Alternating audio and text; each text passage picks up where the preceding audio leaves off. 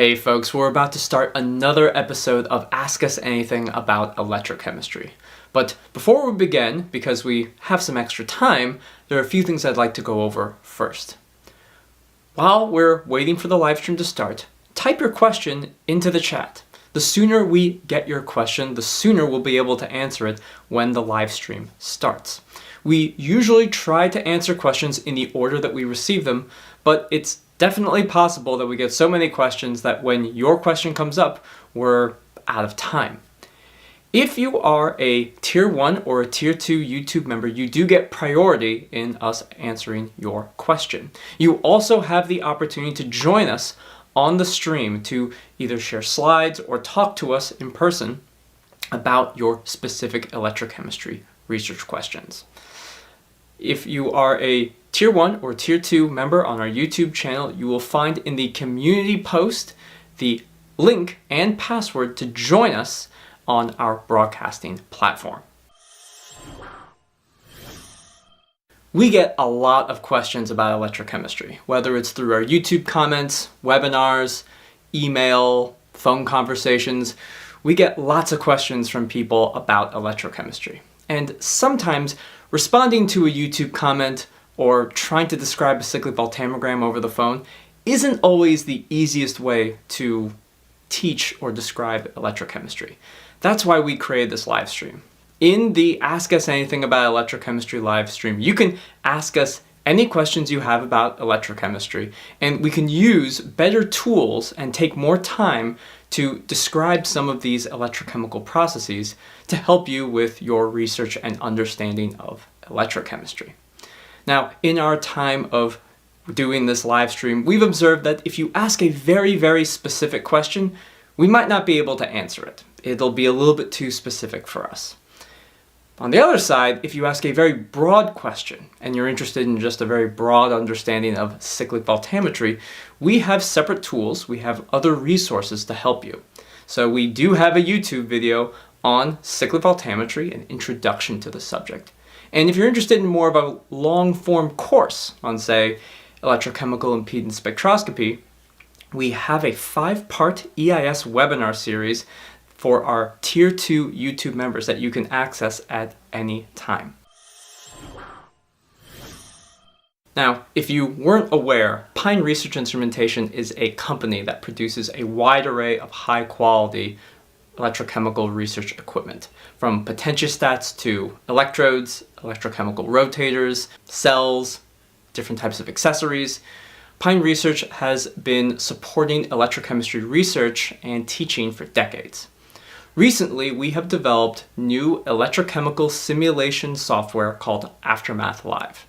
Aftermath Live is an online streaming platform where you can simulate popular electrochemical techniques like cyclic voltammetry.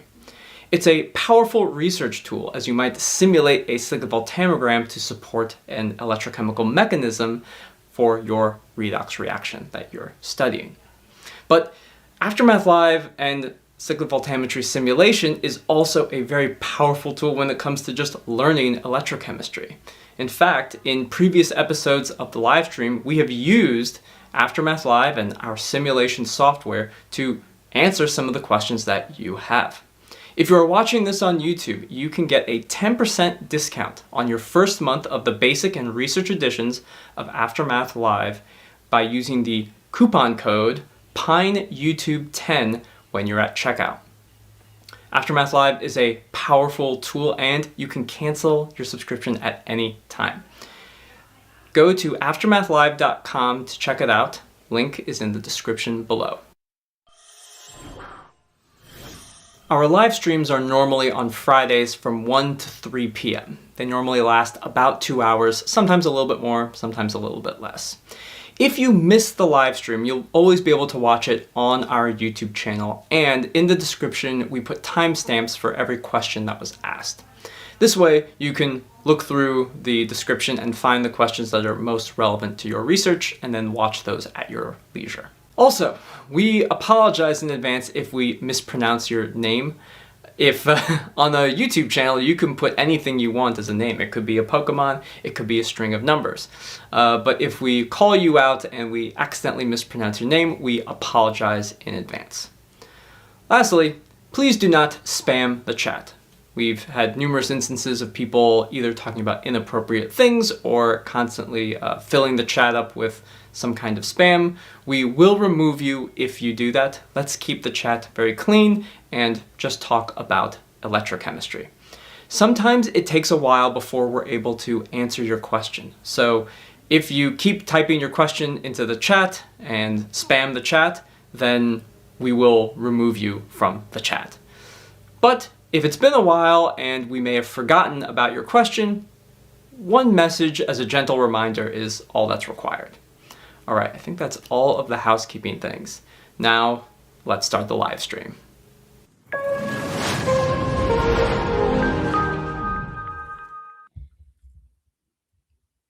All right.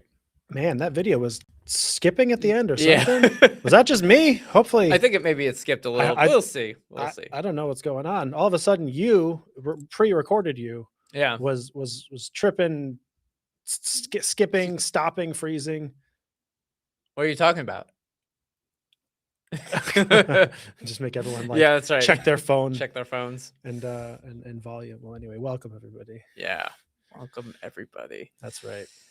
To another episode. Ask us anything about electrochemistry. Hopefully you all have some questions or have been enjoying. We're actually just mentioning this week we've had a lot of YouTube content, yes. A lot of social media content. I released a video on open circuit potential on Monday, and then Neil had part 2 of his webinar on EIS on Wednesday, and now we are here today on Friday talking about asking us any questions about electrochemistry. That's right, because we don't really exist if not to just be on camera. Yes.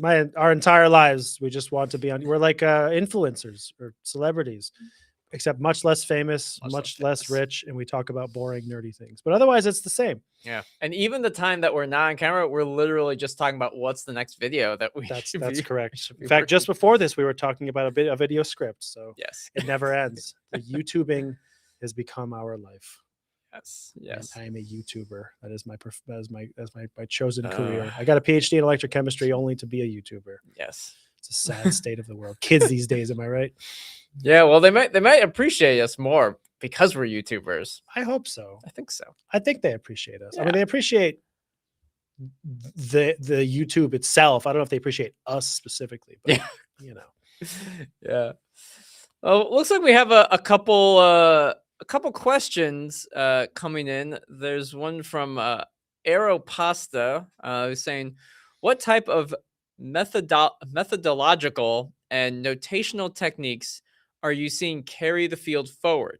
He also has another kind of secondary question, and we won't skip the second question that came in, but he's also asking, what texts might you recommend in what order to induce the field to new practitioners? Is Barton Faulkner still the lingua franca, or is there a text that better canonicalizes the didactic basis? What did I just say?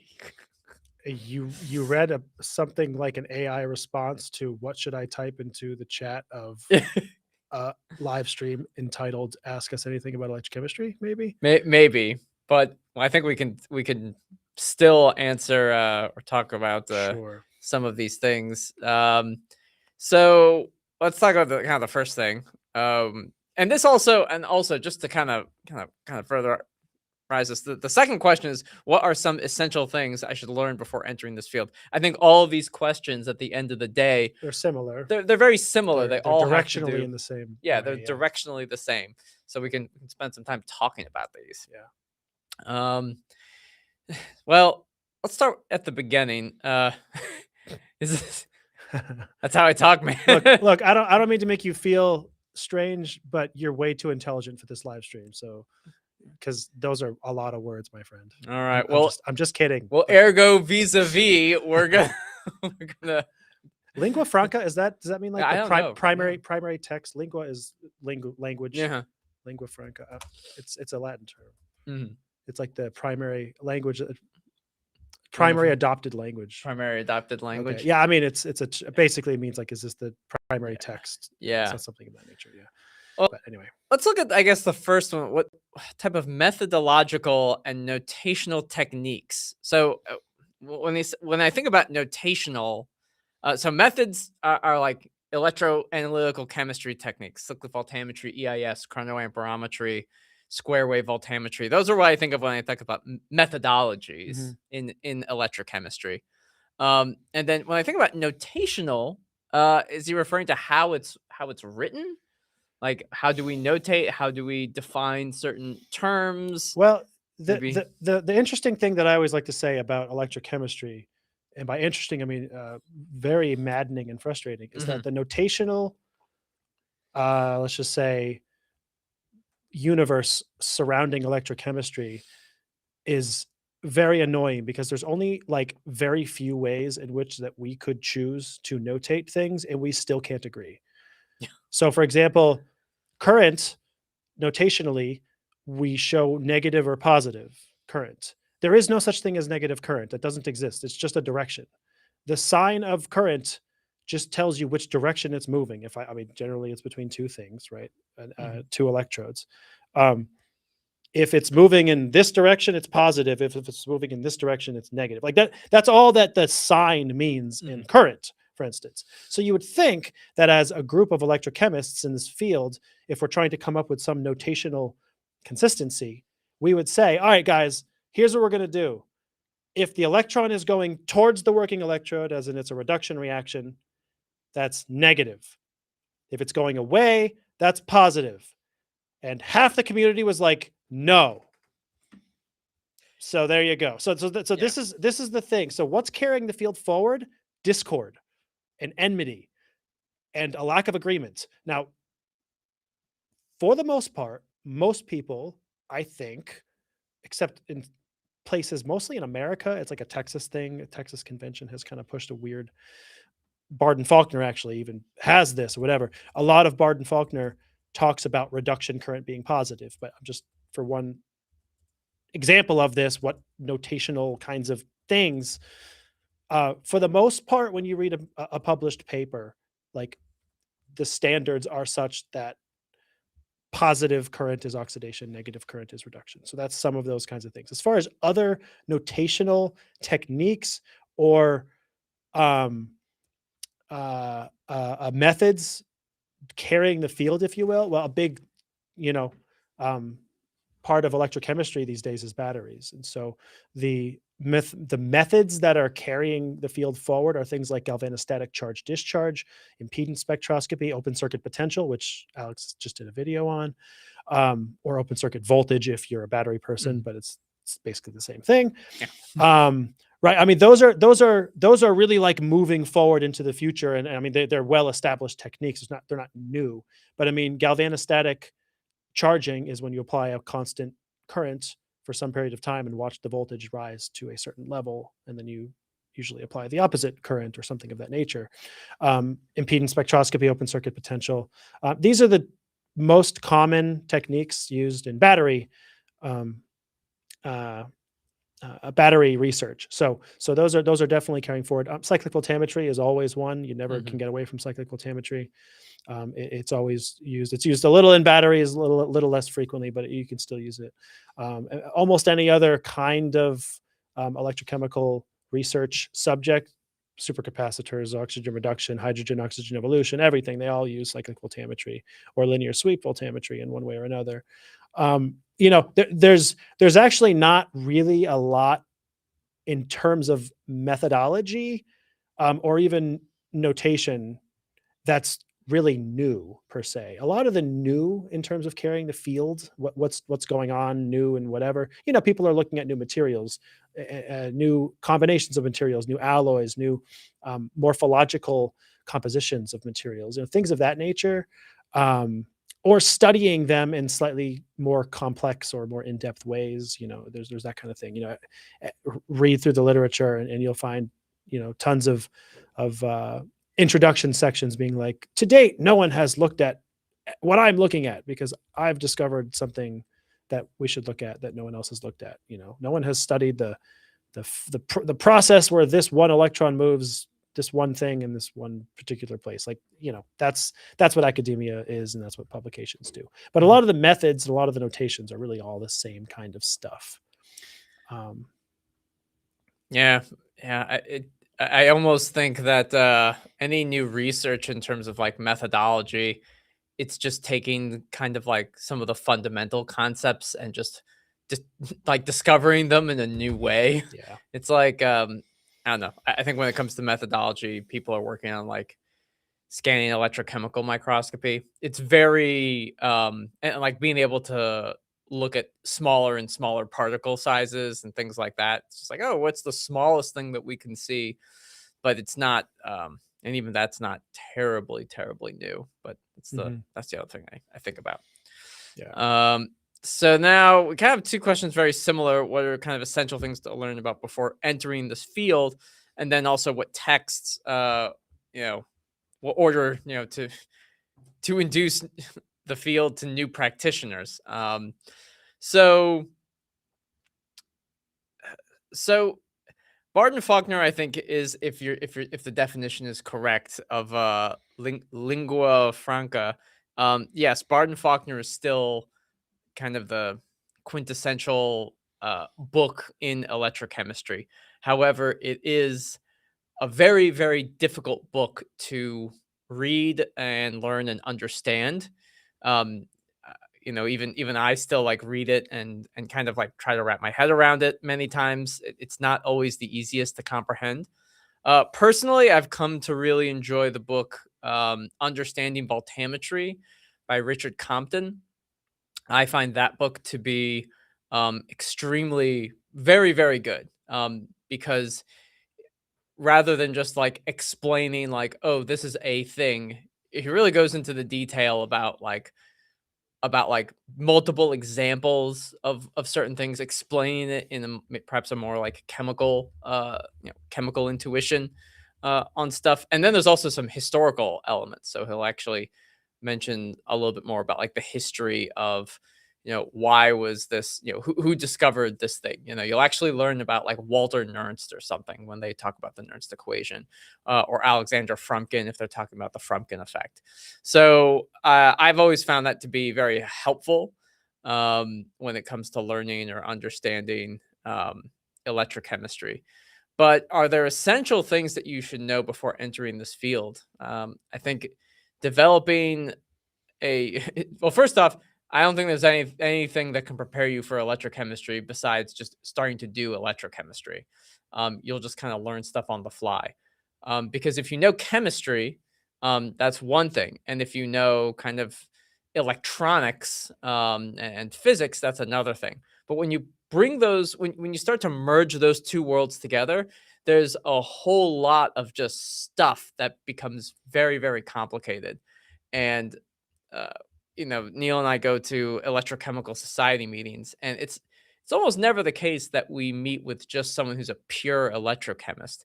Some people have material science backgrounds, chemistry backgrounds, engineering backgrounds, and even the engineering background. It's not just a chemical engineer. You have electrical engineers, material engineers.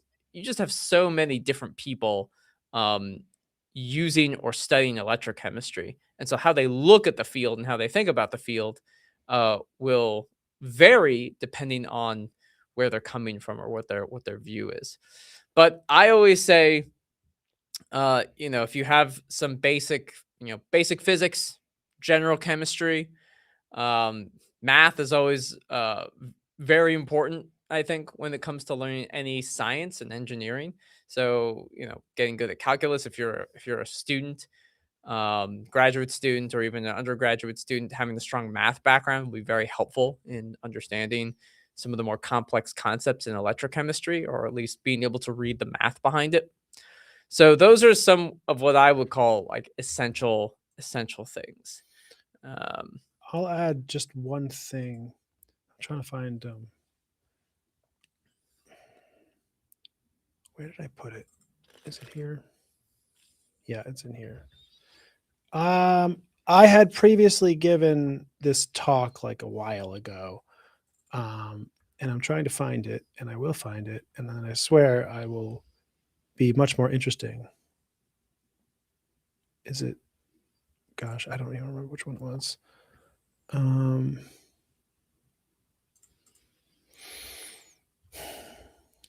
This is from a presentation a really long time ago. But it's to what should you learn before entering the field? I actually don't think you want to think about it that way per se. Let me just preface this, and then just the other part of it was like, what are the texts that you should know for new practitioners, for people that are fresh to the field? I actually think it's less about like what you should be doing before you're in the field, but like if you've chosen the field or the field chose you because you picked an advisor and you got somewhere or whatever. I have previously proposed this kind of boot camp, if you will, for electrochemistry. I've been fleshing this out over some years as well. A lot of this was born out of some funny anecdotes that we've had in our company over the years, where people have kind of come to us with some pretty bad stories, Bad stories. Yeah, I'm not going to go through it. It's a little too much. It's okay. But basically, to answer your question, because your question is good, because a lot of people don't heed it at all. And they basically get up to here where they enter the lab and they're at the real tests stage of their research and they're just doing tests and they have no idea what they're doing. And so I built this sort of like idea of like, all right, let's build up our, basis of knowledge and experience a little bit before we get to the point where we're doing real tests. So it's like, what should you learn? Well, basic echem knowledge, that covers Bard and Faulkner, or the voltammetry, like the Straight Outta Compton book, or, I would lump in, like, if you're going to be doing some impedance, Mark Orzum's impedance book is really good. Lassia has a good impedance book. The Heinemann book is also a good one for a little more practical kind of stuff. But all of that is fine. Learning basic echem knowledge, like simple things like learn the Butler-Volmer equation and the Nernst equation and the Cottrell equation, the very simple sorts of relationships. Learn some of that, but that's not going to take you very far because it's just not practical. So there's these next steps I'll just talk about very briefly and then we'll move on here. But like I talk about instrument familiarity. So like if you're going to be doing this, you're going to be working with a potentiostat or other electrochemical devices and instruments. So take time to get to know how to use them. And that includes using the dummy cell. Most potentiostats have dummy cells or resistors, capacitors, very simple systems that you can like do electrochemistry on, but it's not catastrophe if you like blow something. You can't blow up a resistor. It's going to be fine, right? So before you plug in your real system and you do actual stuff, get to know the instrument, run some dummy cell, figure out the experimental setup, figure out how to like touch and clean and store and handle the electrodes, the cell cables, figure out what they are and why, run some very simple tests. And this is actually probably the one that I would want to, is the most important in my opinion, that I was really kind of forced to do when I went to graduate school, which was really, really big deal. Simple tests. Oh, I thought the text would get bigger. It didn't. It's like simple tests with a huge box. It just means it takes up lots of space. Simple tests. So this is like, you're going to enter a lab and you're going to study batteries. Okay, well, here's what you're going to do. Platinum and sulfuric acid. Go. Like, this is what my advisor did for me. So I'm just going to like brag on him, right? I got in the lab and Bill was like, hey, you're doing alkaline electrochemistry project, whatever you're doing. And I did. And he was like, all right, here's what you're going to do. You're going to go in there and you're going to put platinum and sulfuric acid, like half molar sulfuric acid. Don't come back until it looks the way it's supposed to look. And this is like everybody knows what this is supposed to look like. Platinum in acid. It's a well-documented test. There's 500 billion publications on it. You can Google it. I think even AI knows what it is at this point. Like the platinum CV is well-documented. It is also not as easy to get as it looks. Just because everybody has gotten it, it is not as easy as it looks. You will learn a lot if you have to force yourself to get the simple tests, even if it is not related to your research. And only after you've mastered some of that should you move on to your real tests, your whatever you're doing, batteries or otherwise, it doesn't matter. Because then once you get to this real tests, thing, you're going to have learned some stuff that you didn't realize that you needed to learn from the simple tests before. So this is just kind of some answer to that and thinking this through about some of the steps that you can do, because a lot of it is practical, really, honestly. It's like you can talk about the, lingua franca all you want, but the reality is a lot of the experience, knowledge, and success that will carry you forward in the field of electrochemistry is going to come from practical laboratory experience. So you need to build a foundation practically a lot more than just text. Doesn't mean don't read texts, but it means that you're going to gain a lot more, probably in the long run, from your practical hands-on experience. Okay. All right. We got a lot of questions that Mhm. came in. We're just gonna, kind of go in Oh, wow, in there's a lot order of that questions. we've I went on too long. that we've seen, but just kind of going in order. We're still waiting on some people to give us some more information on things. This next question: in my RRDE, sometimes the ring current is not smooth at all. The lines are all over different rotations. Can you please explain? Polish it. Well, yeah, I guess, yeah, polish it. Just polish it. Most people don't polish the ring. You don't think about it. You polish the disc, or maybe you might, Mm. whatever. If you have a RRDE, it might be fixed. You might have the ring and the disc together. You might be able to pop the disc out. Whatever it is, especially if you can pop the disc out. Sometimes people polish the disc and they ignore the ring. Just put a dummy disc into the RRDE, or if it's fixed, then just use it as is. Polish it for a while. You probably just have scratched up ring. That's it. I don't know if Yeah. you have other ideas, but it's probably just a polishing thing. Yeah, it's most likely just a polishing, like, cleanliness thing. Also, without actually seeing the data itself, it's hard to know exactly what it is. But yeah, at first, it's if you have, first off, if you also have connection, then it's not a connectivity issue. Sometimes you can lose ring connectivity. Yes. But yeah, in the absence of that, it's just not smooth. Just try polishing it.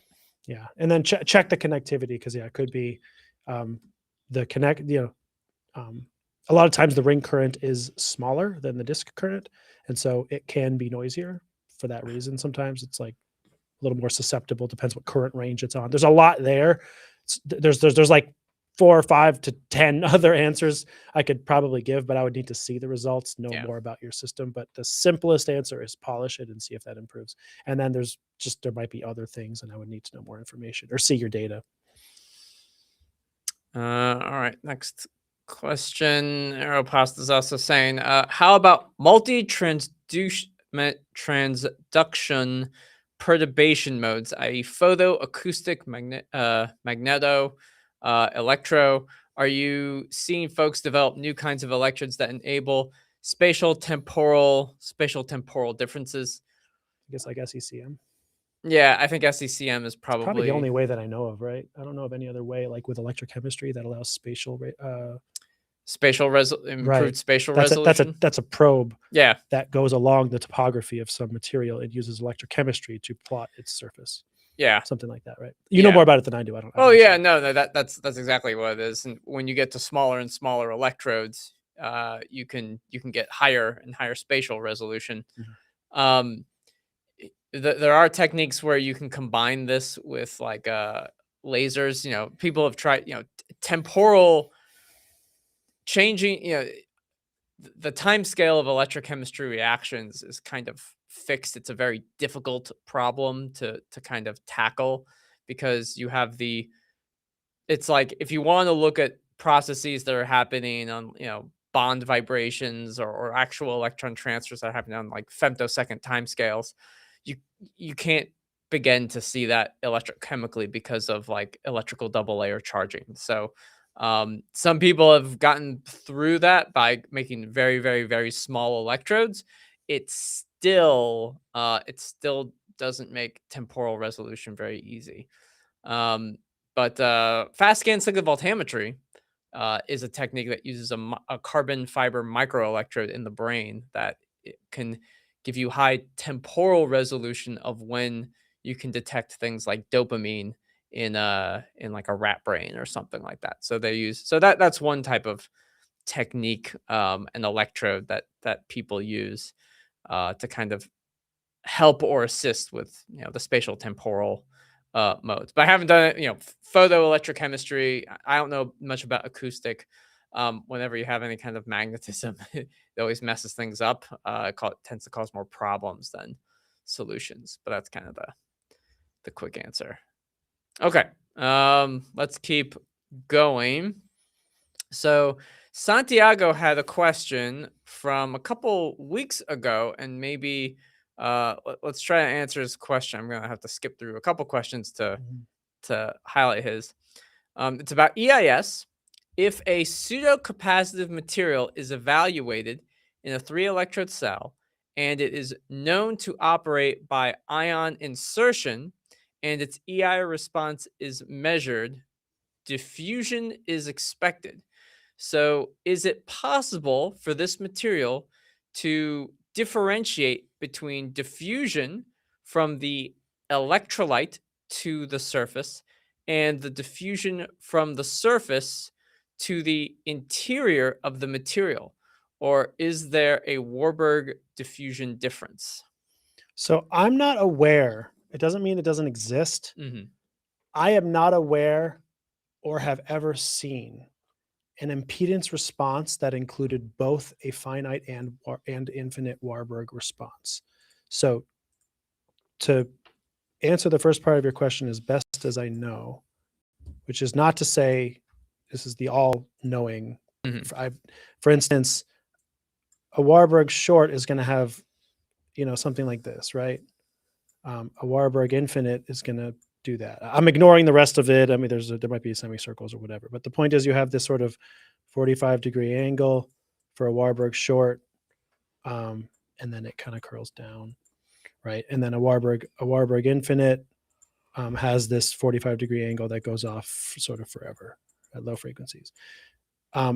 Again, I don't know that it might exist, but I have never seen something that, for instance, does this. Like there's a Warburg short here or whatever, and there's like a Warburg tail. I've never seen it. That would imply that you have, oh my gosh, you have an electrode surface, let's say, whether it's in this electrode itself or it's somehow, I'm going to try to draw this conceptually, and I'm not even sure I'm going to know how, if it even makes sense.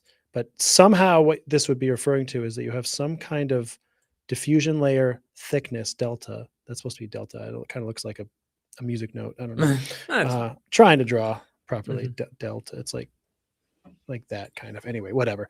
And so you have diffusion through this fixed plane, but you also have, we'll call this, I don't know, delta 1.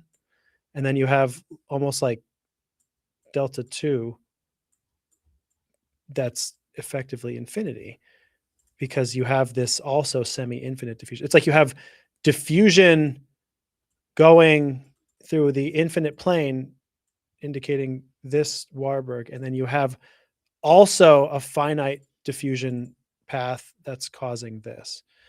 I have no idea if that's even possible or that could happen.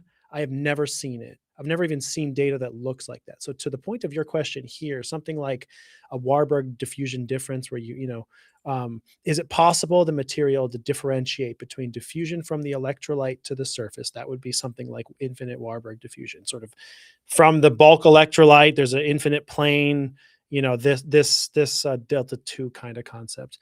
And then you have also interior in the material.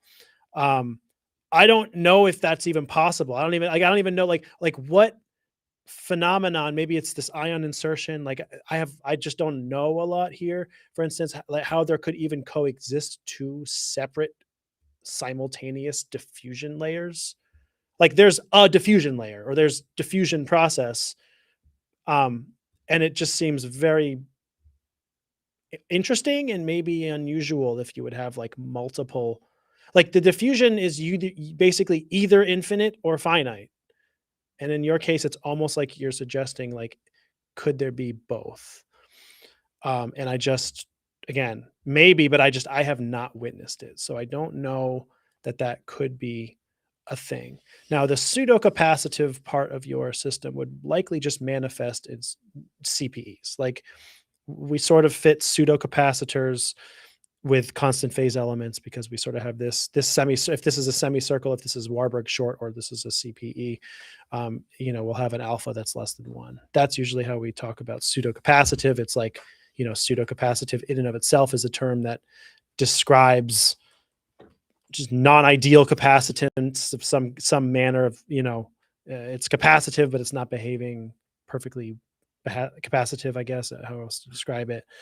So I got a question. Yeah, go So ahead. what if aren't things like the anode in like a battery basically kind of like this process? Like lithium has to diffuse through an electrolyte, but then it has to intercalate through through graphite, stuff like that. And is that process of the intercalation also diffusion in a way? Or it's not? It's so weird. I mean, I would say it feels reasonable to think about it and describe it that way. Mhm. Practically, that isn't what the impedance looks like.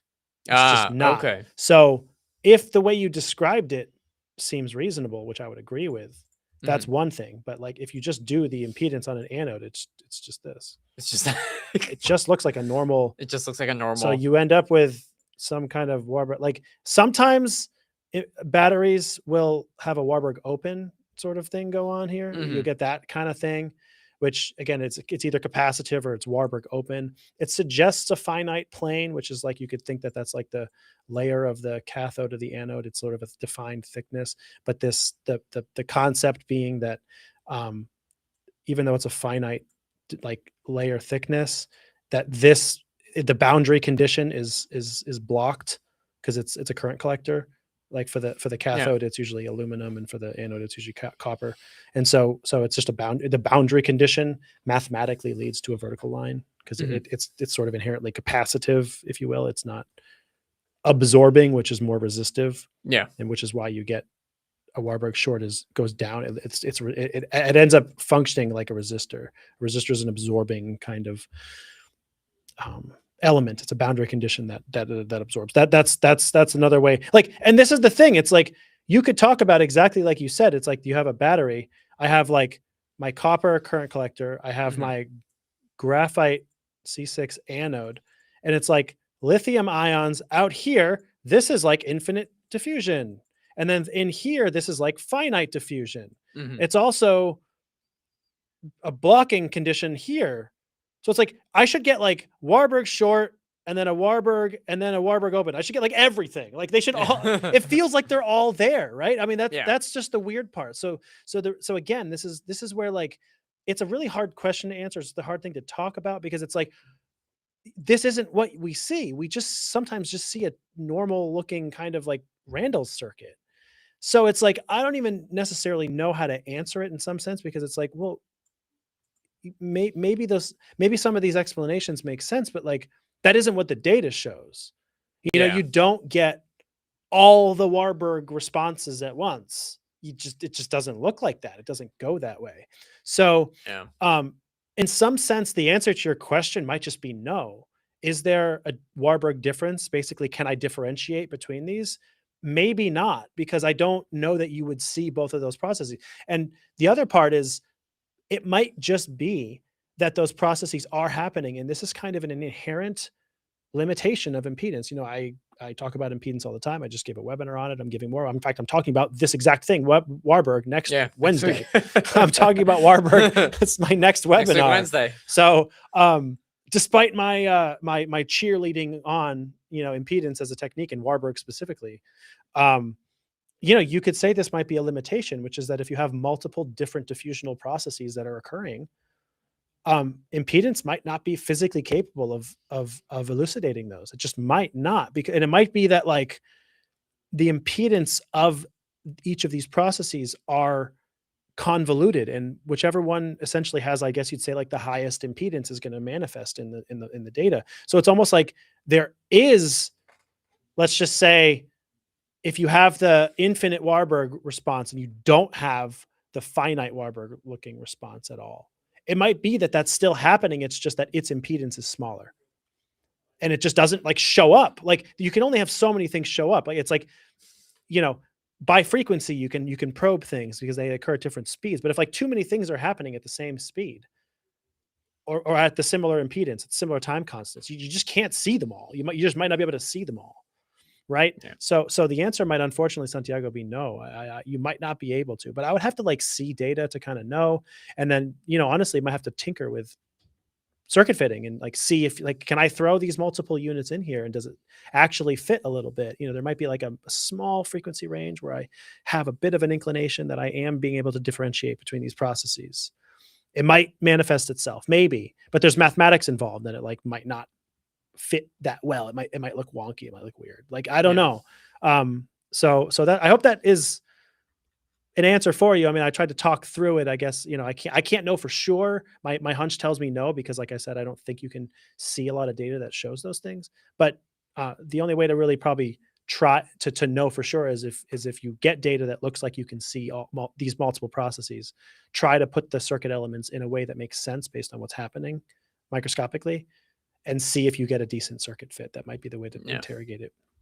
That's a good point. So yeah, good question. And I hope we've kind of talked through it a little bit for you. Yeah. Next question. Speaking of circuit fitting. Yeah. As I was asking, thanks for hosting these live streams. I want to perform a circuit fit, but I don't know what circuit I should use. Me neither. Yeah. So I guess part of this is stay tuned for the last part of your webinar series in a few in a couple of weeks.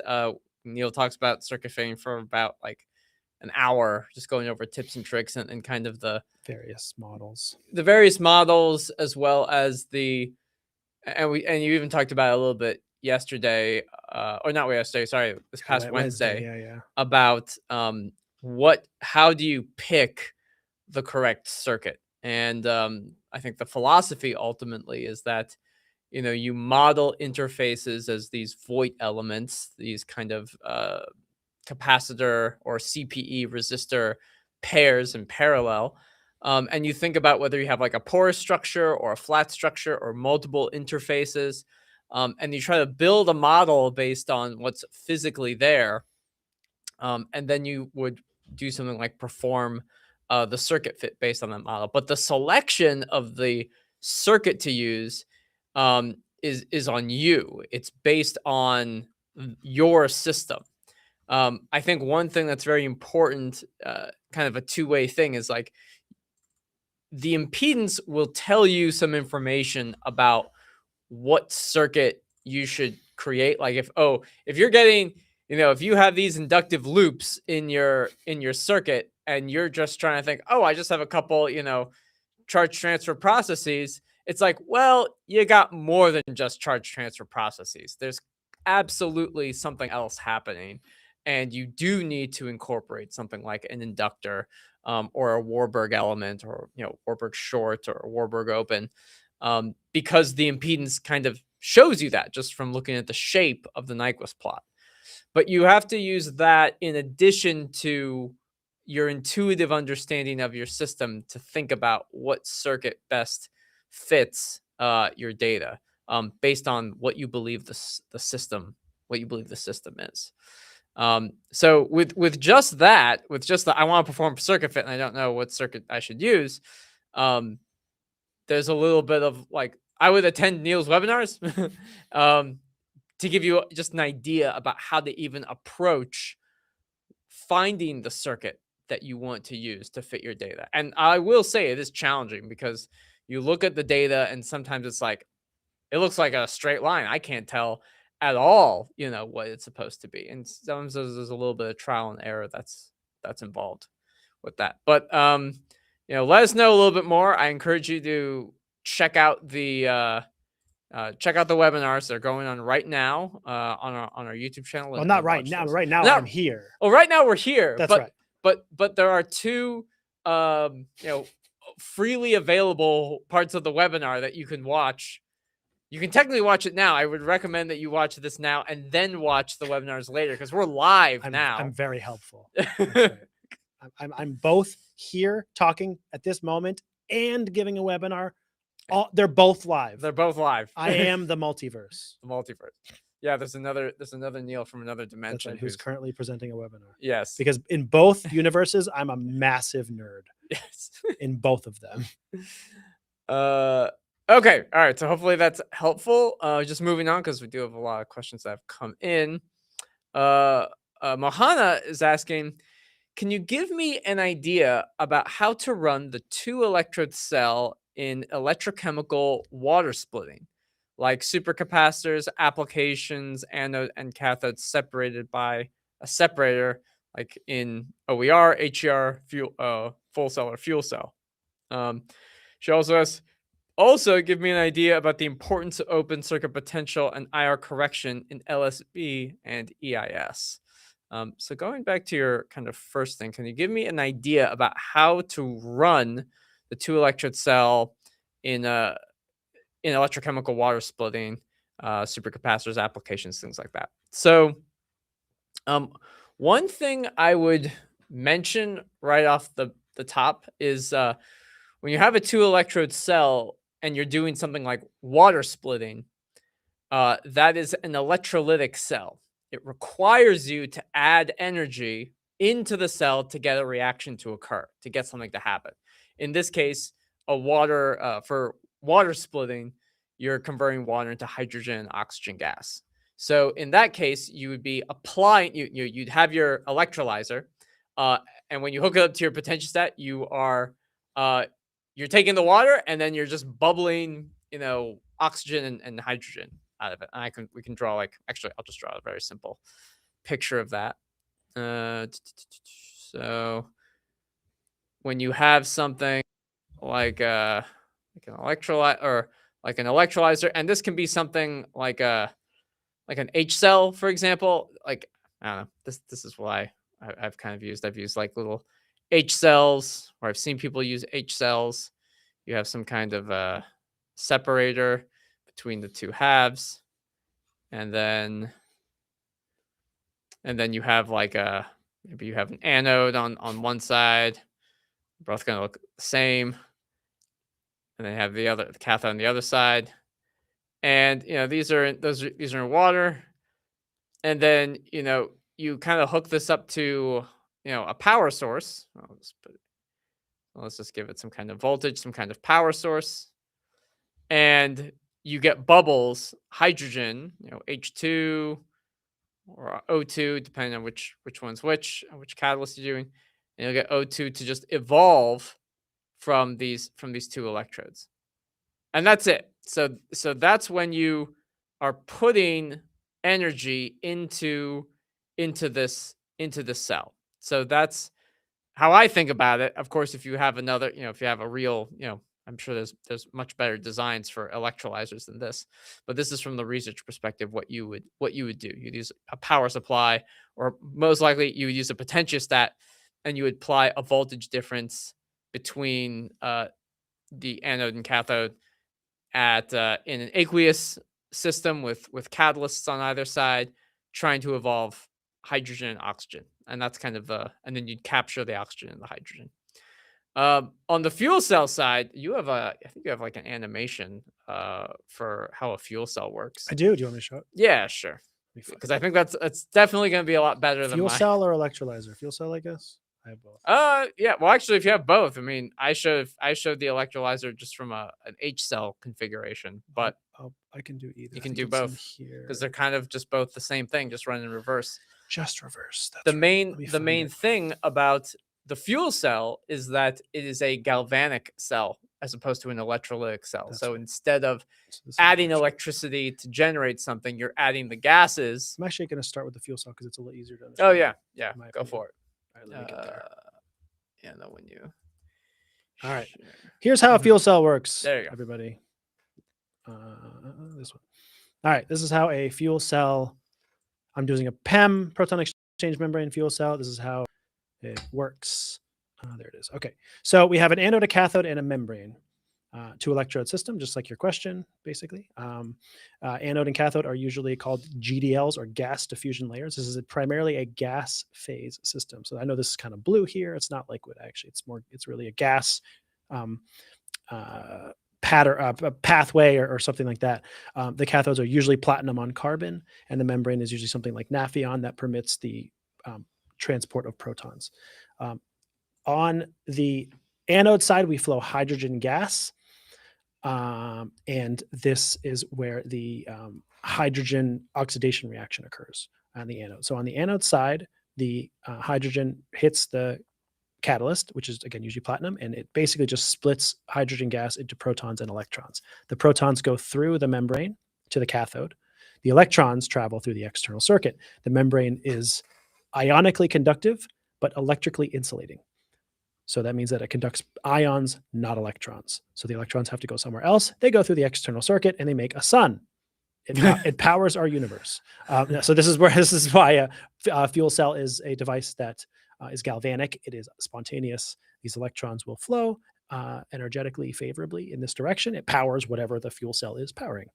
On the cathode side, we flow oxygen, and this is where the oxygen reduction reaction occurs. So the oxygen collects itself with 2 protons and 2 electrons on the other side, and water is produced, and then water is expelled. Not like it's kicked out of school. It's that's the product. I know I'm such a dad joke. The electrolyzer behaves in basically the exact opposite. Don't I have? There it is. Okay. So we'll talk about the anode first, but in this case, we're going to flow water as the reactant. Anode is going to require energy. So this is no longer spontaneous. We're not producing a sun. We need the sun. Or a battery or power outlet. We need something to power this to make it happen. It is not spontaneous. So we give it some energy. The water is split apart. This is the opposite of the oxygen reduction reaction, basically. Water is split apart into oxygen gas. That is the product on the anode side. And then we get 4 protons and 4 electrons. Again, the protons go through the membrane. This time it's from the anode to the cathode. Again, from the anode to the cathode, I guess I should say. And the electrons travel through the external circuit. Again, this time it is not spontaneous. It requires energy to do so. And we don't flow fuel on the cathode side at all, actually. Sometimes we just flow a carrier gas, something like nitrogen or some humidified stream. And basically at the cathode, all we have is the hydrogen generation. So this is hydrogen evolution. So the protons collect themselves with electrons from the external circuit, and hydrogen gas is produced. So this requires energy, but we're doing it for a reason, because we're turning water into oxygen and hydrogen gas. So we get useful products out of it. So we can either use hydrogen and oxygen to produce water and get energy out of it to power whatever we're powering, or we can provide energy to rip water apart to give us hydrogen and oxygen, because those gases are useful, obviously. So that's the 2 flavors, I guess you'd say, of PEM fuel cell / electrolyzers. And then kind of the last part of her question was also give me an idea and importance about open circuit potential and IR correction and LSV. Boy, does Alex have and a video ESV. for you. Well, yeah. So I recently made a YouTube video on open circuit potential. Did you put the link? I don't have the link, but I'll get it. You'll get the link. You can talk about it. So this video just talks about open circuit potential, what it is, relatively new video, as well as its use in things like cyclic voltammetry, why you would use open circuit potential. In general, there were 2 important things, in my opinion, for measuring the open circuit potential prior to doing the CV experiment. One practical thing is the open circuit potential is what I would call a passive technique, which means that the potentiostat is not actively controlling the electrodes. It's just like kind of passively feeding some information or a little bit of current to make the measurement. But when you run something like a CV experiment, you're actively controlling what the potential of the working electrode is. And if you by chance forget to connect some of your electrodes, because you're just or electrode lead like snaps off from your potentiostat, you could potentially damage the electrodes when you do that. And if you measure the open circuit potential prior to doing the CV experiment, if the leads are touching or if a lead is disconnected, there's a good chance that you'll get like some weird kind of crazy open circuit potential. That was the useful thing. That was one useful reason to do the open circuit potential experiment. The other useful thing is that it tells you the current or the potential when there's no current flowing in the cell. So if you are doing cyclic voltammetry and you want to figure out where should I start my CV sweep, around the open circuit potential is probably the best potential to do with that, because that's when no current, no reactions are occurring. So that's one of the important things about the open circuit potential from a practical standpoint. Now, IR correction in techniques like LSV and cyclic voltammetry, I think, are very, very important. In fact, there's also multiple videos and lectures I've given about IR correction. But basically, the potential that you measure can have a IR drop component, which means the current times the resistance gives you a voltage, and that is kind of subtracted from the potential that you're actually measuring, or that is actually being applied to your electrochemical system. So if by chance you say, I want to apply 1 volt and there's 300 ohms of resistance and you're passing a milliamp of current, if you multiply 300 ohms times 1 milliamp, you get 0.3 volts. And that's 0.3 volts that's being subtracted from the potential that you're applying. So that's bad. You wanted the potentiostat to apply plus 1 volt, but instead it was applying 0.7. And this is particularly important in cyclic voltammetry because you're dynamically changing the potential, and also as a result, you have a dynamically changing current. So when you have IR correction in LSV, you want to turn the positive feedback circuit on when you're doing IR correction, and that's going to get you a corrected potential so that you know what the actual potential of the working electrode is during your cyclic voltammetry experiment. Otherwise, you could be off by hundreds of millivolts when reporting potentials, and if you are applying less voltage, you're also getting less current, which is what you're using to do certain calculations and make measurements. So that's kind of the importance in, I'm saying this relatively quickly because we have a lot of questions, but if you want me or Neil to talk more about this, like, because we've given, I have materials long showing talks IR about it. compensation, IR drop. We have videos on it. Yeah. I have some slides I could show. We'll try to move on for now, like you said, for time. Yeah. But I'll just say briefly again and Mhm. again, if you want more follow-up, Mahana, just please Yeah. type your question. We'll get to it eventually we will get to them. We still have plenty of time. In short, IR correction does not need an impedance. Yeah. IR correction, IR drop is measured in impedance. It's part of the measurement, and it does not affect the rest of it. It dramatically can affect LSV and CV, as Alex just explained, because your measured potential will not be what you want. That is not the case in impedance data. I can explain it, draw it, and show you, but we're going to move on for now because there's a lot of questions. Yeah. Garda viewer says, can you suggest online courses on electrochemistry, for example, Coursera or Udemy? I don't know if Coursera or Udemy have any electrochemistry stuff. They might. I'm vaguely familiar with them. I haven't used them, to be honest. I think some of the stuff there can be, it's to the best of my knowledge, those are like platforms where people can post kind of any stuff and try to sell, and you can have some quality issues. I think, let's just put it lightly. I think when you have things like Coursera or Udemy, like, electrochemistry is very niche. I think maybe one day there'll be a time where it's like, oh, someone can create a course, but like someone does a Coursera or Udemy thing for like how to write Python or something like that. It's like so many people could use that. There's lots of competition, but if you can teach a basic programming course or something that's completely online, that's what that is. We will kind of selfishly suggest that our YouTube channel. So our YouTube channel's got lots of free stuff on it already, lots of free videos. But we have an archive of webinars on our YouTube channel. I mean, honestly, to that point, I'll be honest that in my own experience in graduate school, and from what I just hear from a lot of people, just as a electrochemists, like we go to trade shows, we meet with customers, we, travel around the world and talk with people. I don't know that there's a lot of, like, electrochemistry is pretty niche. So that's part of it, right? There isn't a lot. That's the reason I made the webinar that I did. I mean, it wasn't even started as a webinar. It was intended to initially and was and still is to a certain extent an in-person workshop. I mean, I developed my impedance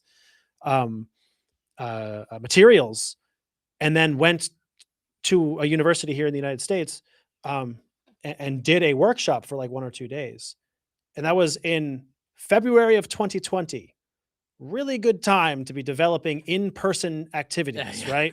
Just so the timing turned my in-person workshop, which now mostly you do all the workshops in person, but the timing of my impedance workshop turned it into a webinar because COVID happened, right? So all that is to say that, yes, I mean, honestly, yours truly, us too, in particular at Pine and our YouTube channel and stuff like that, we are trying to continually add to our webinars and our YouTube and our educational offering to give, a relatively comprehensive set of videos and webinars and heck, this live stream, this is episode 120 something. It's a lot, It's a lot. We do this once a week. We might even do twice a week. Stay tuned. Which we haven't even talked about. Yeah, we haven't talked about that. I'm not going to bring it up now so we don't deliberate on it. But we do these because we're trying to create, Alex and I in particular, are trying to create like this,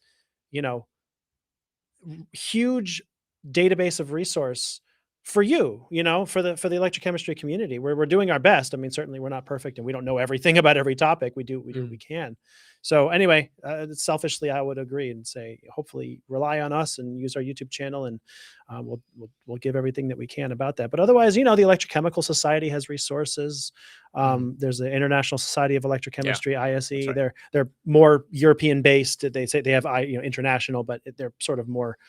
They're based in Lausanne, Switzerland, I think, and where ECS is based in New Jersey. So there's sort of America and European, electrochemical societies, and they have shows and sometimes their own webinars and seminars and things of that nature too. So hopefully some combination of all of that will help you. Yeah. So all right. Next question. Quickly, before we get to that, I just had to note that Faisal just said he'll check it out. He said, sorry for the vague question. This was about what circuit should I use? Oh, yeah. I just need very quick clarification on 2 things. As a high school student, kudos to you. Electrochemistry is hard for a high school student. If you're still here, I will say you're using a P.dot PSS gold electrode and PBS. If you can describe the circuit that you were seeing, I might be able to suggest a circuit for you. If you can describe, you can describe the what the impedance data looked like. I mean, it might be hard through text. I can usually figure out what might be a reasonable circuit to fit if you can describe it. But in any case, I know it might be hard through text to kind of get there. You could send us an email. We can, if you have data, I can look at it and email you back. And then a very quick clarification. I said I'm in the multiverse, but I did not say I'm an alien. Okay. So need to get this right. Don't blow my cover. Yeah. I don't appreciate being, revealed as an alien. I'd like to keep my incognito as long as possible. So thank you. Sidra is asking, hi, is it possible IP, peak current, is proportional to scan rate and square root of scan rate at the same time? And it's especially if electrode already has functional groups. So it sounds like you're talking about I don't think that could be possible. Well, yeah. So I think generally, just this statement, is it possible to have something both be proportional and not be proportional to the square root of scan rate? Or it's like, well, I don't think that's physically possible. Yeah, physically possible. Like mathematically, it sounds like it's impossible. So here's the Randall-Sevcik equation. Yeah. Just for instance, this describes the peak versus the scan rate, square root of the scan rate, right? Yeah, for a freely diffusing species in solution. So you're telling me that somehow this equation fits, but also if I just get rid of the square root part, it also fits. It also fits. I can't imagine how that could be possible. That seems not just like by phenomenon, that seems quite literally like physically and mathematically impossible. Like you couldn't create a set of XY data that both is like proportional, meaning linear, right? I mean, Yeah. that's right. That is linear when you plot X versus Y and when you plot X versus square root of Y or Y versus square root of X, whatever, right? Like, how Oh. is that even physically, unless the square root of the thing is itself, like this is like the derivative of e to the X is e to the X kind of a thing. Yeah, yeah. I guess that's the only, like, I'm not even thinking about electrochemistry at all. I'm literally just thinking about mathematics. Yeah, I'm thinking there may be a range of scan rates. Sure. Where it's like, oh, It's roughly the square and the actual scan rate Are are relatively close. I suppose that's possible. That's the I suppose it's possible. I'm not sure what you gain from that. yeah. For instance, like, oh, a very narrow scan rate, you have this behavior.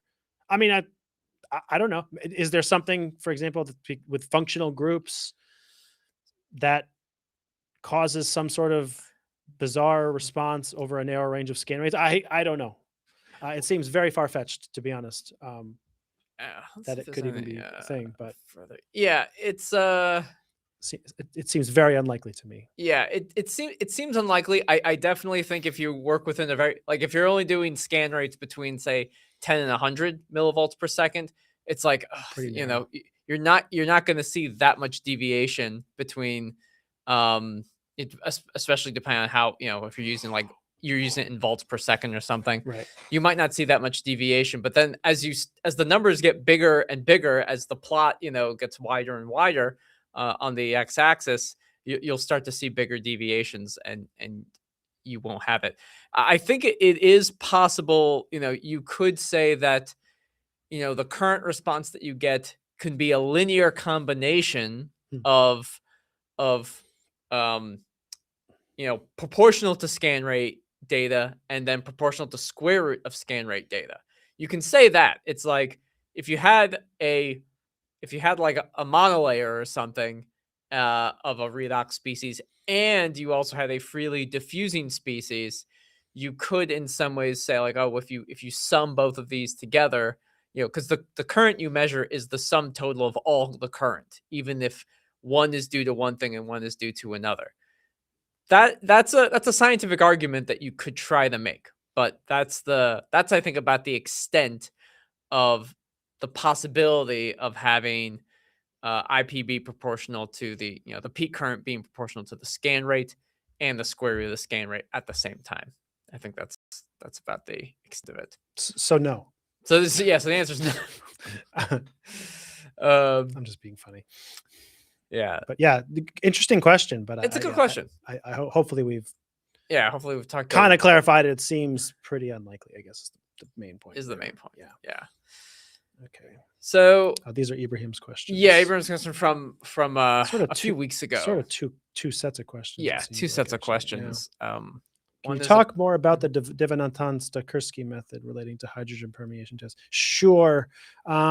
I'll be honest, I'm not an expert on this, but we do sell the equipment. I do know a little bit about it. I'll kind of show you what it is. I never remember the potentiostat configuration for it. It's weird because it requires two potentiostats. So with the full admission that this is not my area of expertise, I basically here's my knowledge expertise. I'll clarify this just to preface it, because I'm not perfectly knowledgeable about it, but you asked the question, I do want to give an answer. I have read the ASTM guidelines because the cells that my company, that I created for my company to sell for the Devanathan-Stachurski setup, have ASTM specifications as far as the volume, the ratio of the diameter to thickness of the steel or metal samples you're testing, and things of that nature. So I'm pretty familiar with those requirements. I have looked at data. I have tried to recreate and produce the data myself, but I have not done like tons of research on it. And it's not a topic that I've read a lot about. And like when I was in graduate school, it wasn't a topic that I studied. So all of that, hopefully, just to give you a bit of background, I guess you'd say. So it's kind of like an H cell. It does involve two half cells, but they're usually larger. The volume in each can be somewhere between 250 to 500 milliliters. Okay. So we're going to have half cells. We're going to have a metal samples, like sometimes people use steel, sometimes people use aluminum. I'm going to draw it thick. Actually, it's usually not thick. It's actually quite thin, but I'm going to draw it thick for illustration purposes. And we have a second cell. There's usually like O-rings that make this seal, right? So we have two identical cells, right? We have a reference electrode over here. That's a pin, I swear. And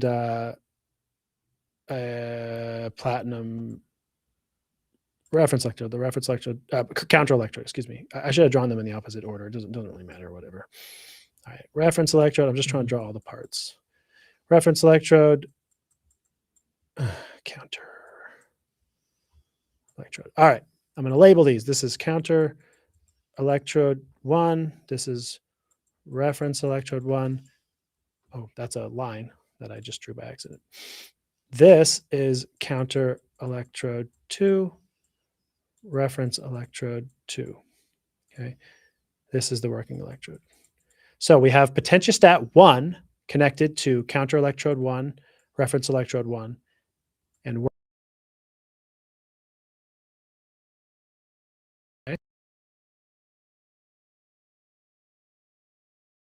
potentiostat 2 also connects to the same working electrode. So this is where it feels weird. It almost feels like they're fighting with each other. We have two potentiostats, right? We have potentiostat or two channels within a multi-channel potentiostat, but whatever, two independent channels, and potentiostat 2. And they're both connected to the same working electrode. Now, in one side, I'm sort of running out of colors here.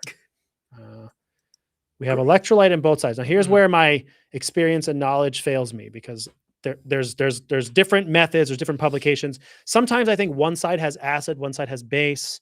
Sometimes you'll put acid in both sides. I don't have the most to say about that. I don't know 100%. So I can't give you a ton of information. What I do believe is the point of this experiment, however, is that on one side, the potentiostat is biased at a negative current density, like let's say like 5 milliamps per centimeter squared, something like that, right? Or -5, whatever. So it's a negative potential. This is basically meant to generate hydrogen, either in the form of gas or it's when they draw it. This is again.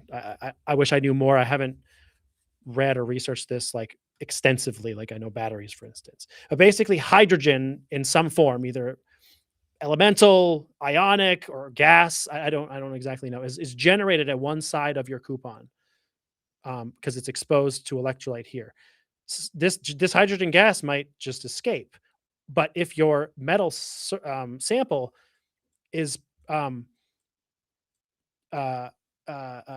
susceptible to embrittlement, because hydrogen permeation is fundamentally an experiment that is used to determine how hydrogen, if it penetrates into like steel or aluminum or something, because it causes brittle corrosion, cracking, things of that nature. So if the hydrogen penetrates the metal sample, it'll pass through it like a membrane and get to the other side. On the other side, we have a positive bias.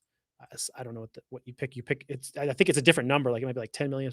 They pick a different bias for both potentiostats, and I don't 100% know. But the point is, if hydrogen, I guess again, hydrogen gas or hydrogen, it might be something like if this side will be base right here. So if there's hydrogen, then you get water as a product. So electrochemically, we can make this happen, plus an electron. So it's like hydroxide plus hydrogen that has made its way through. If it makes its way to this surface and it's positively biased over here, we will pick up a signal. So it's like on this side, we're looking for like voltage versus time, and it usually takes a long time because it doesn't happen quickly. We'll look for it, like it'll start to like the voltage will rise or the current will rise, whichever one. Again, I'm sorry to be a little bit non-specific because it's not my expertise area, but something like this happens. We're looking for a signal, and it's like this increase, is indicative of how much hydrogen has been generated, how much hydrogen has permeated, something of that nature. So that's kind of it. That's the Devanathan-Stachurski. That is the name for the cell, the setup, and that hopefully is a very moderately detailed description of how the experiment proceeds. I'm going to have a hard time giving a lot more specifics to it, just because I have minimal experience. But that's kind of a upper level, like bird's eye view, whatever, of the hydrogen permeation test for you. So there you go. All right. And he's got some other questions, kind of follow-ups on previous live streams. We talked about nickel formation, nickel oxyhydroxide, Oxyhydroxide at high potentials in alkaline media. Yep. Do you have any idea whether the nickel oxyhydroxide dissolves or degrades over time at constant potentials like 1.8 volts versus RHE at 80 degrees, or if the oxide is still stable? Yeah, it's not very stable. NiOOH isn't really stable. If you have a nickel foam or a nickel electrode of some kind, and you put it in alkaline electrolyte, it's going to form nickel hydroxide at the surface, and then when you get to a positive enough potential, you'll get nickel oxyhydroxide. Okay, there's a couple of phases of it. This is like my PhD research topic, so you're taking me way back. There's an alpha and there's a gamma phase. I forget which is which, but one of them, or a beta phase, whatever. There's a couple of phases that exist with it. One of them is not stable, and it will, like, I don't know if it like decomposes or it just reduces back to nickel hydroxide or something, but it's not really fundamentally stable. If you maintain a potential positively enough, you'll probably continuously generate nickel oxyhydroxide at the surface. So even if it's not stable, if some of it, like, I don't know, falls apart and you still have enough bulk nickel electrode, it'll probably just keep regenerating because you're at a positive enough potential. But by itself, it is kind of not like, it doesn't like hang around by itself. So no. But it's a necessary part of the nickel as an electrocatalyst, because the oxyhydroxide is the thing that actually catalyzes subsequent reactions.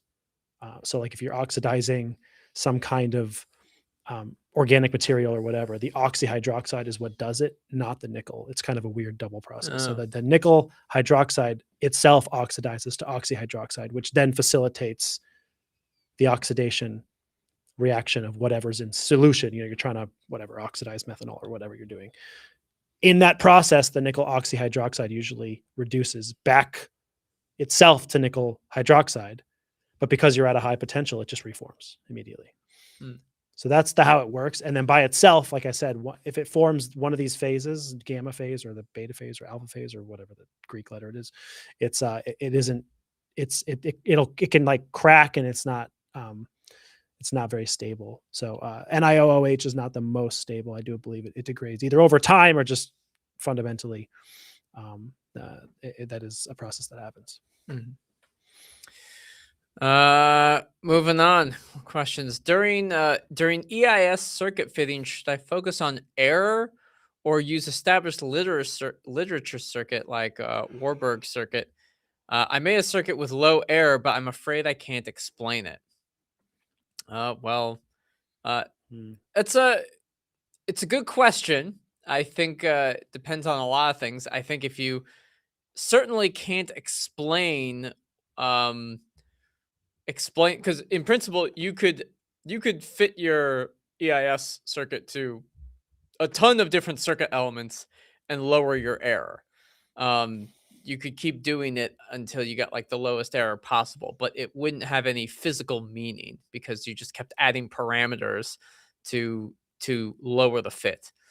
Now, granted, if you use an established literature circuit, maybe there is something physical behind it, but I think it's still very important that no matter what circuit you pick, it's picked because that there is physical significance between the circuit and your actual electrochemical system.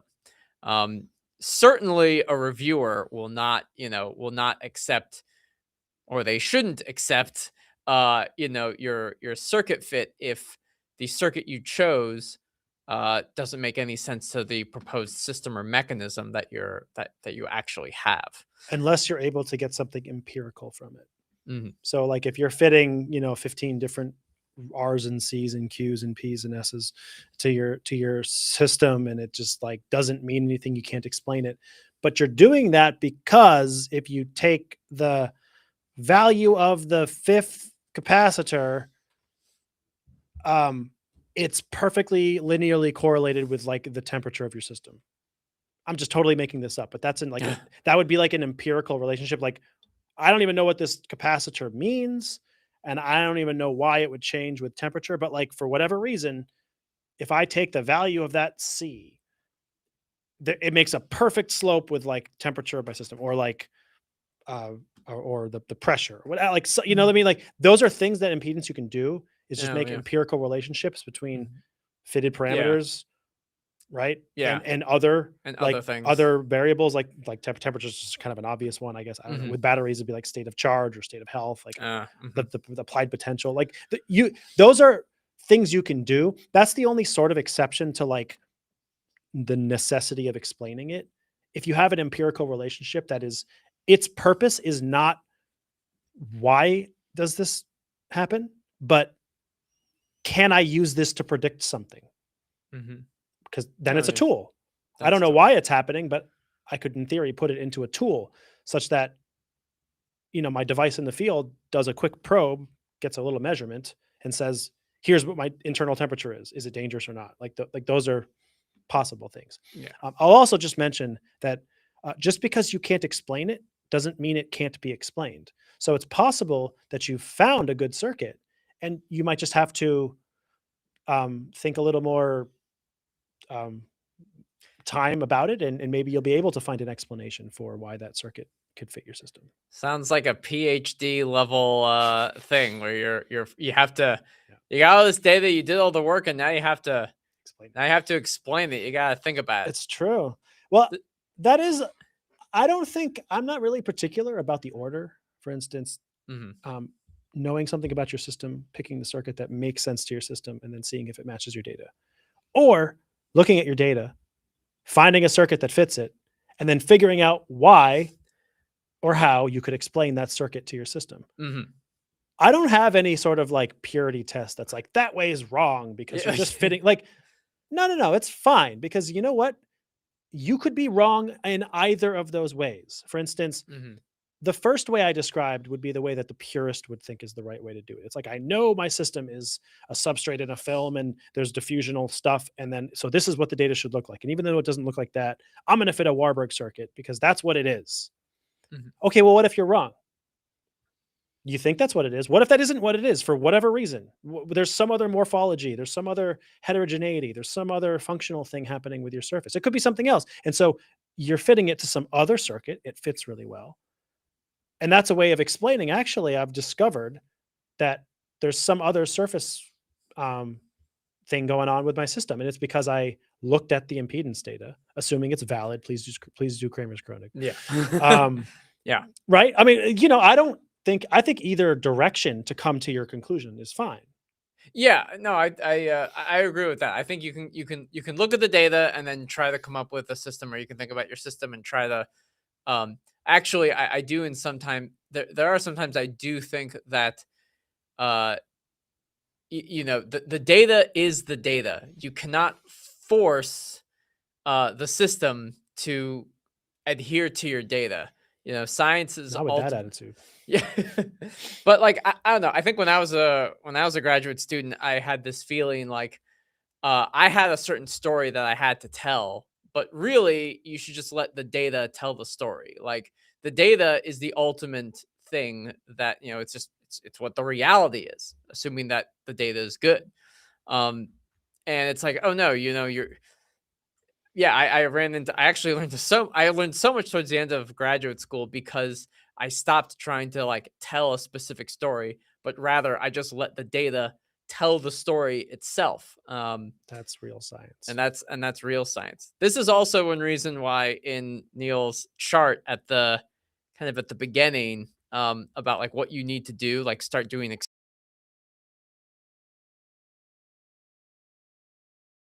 college. Let's get you back. We're back. We're back. Hopefully we're back. Yeah. I think we're back. And when you have these like simple systems and like tests, the basic electrochemistry knowledge, that whole thing, it's like that's what I've always viewed as being very important, because your ability, like your ability to publish work needs to make sense within the context of the established literature. And sometimes it's very easy for you to try to get something published because you can talk about something with respect to known things like Butler-Volmer and Nernst and well-established circuits. And if you're able to say, hey, when I did this experiment, I should get this value, but I actually get something else, which indicates that I've changed something. But if you didn't know about what was established or what was well known, then you wouldn't be able to make that, that connection and make an improvement in the scientific community. So that's kind of, well, anyway, I've thank you for listening to my TED Talk. And I agree completely. Yeah. I think there's a lot of confirmation bias that exists in Yeah. the world and in the scientific community in particular, because we want to go in with a preconceived idea. And a lot of times, you have places that are PhD factories. They just want to churn out PhDs. So they have some thesis. They want to produce a bunch of data that proves it.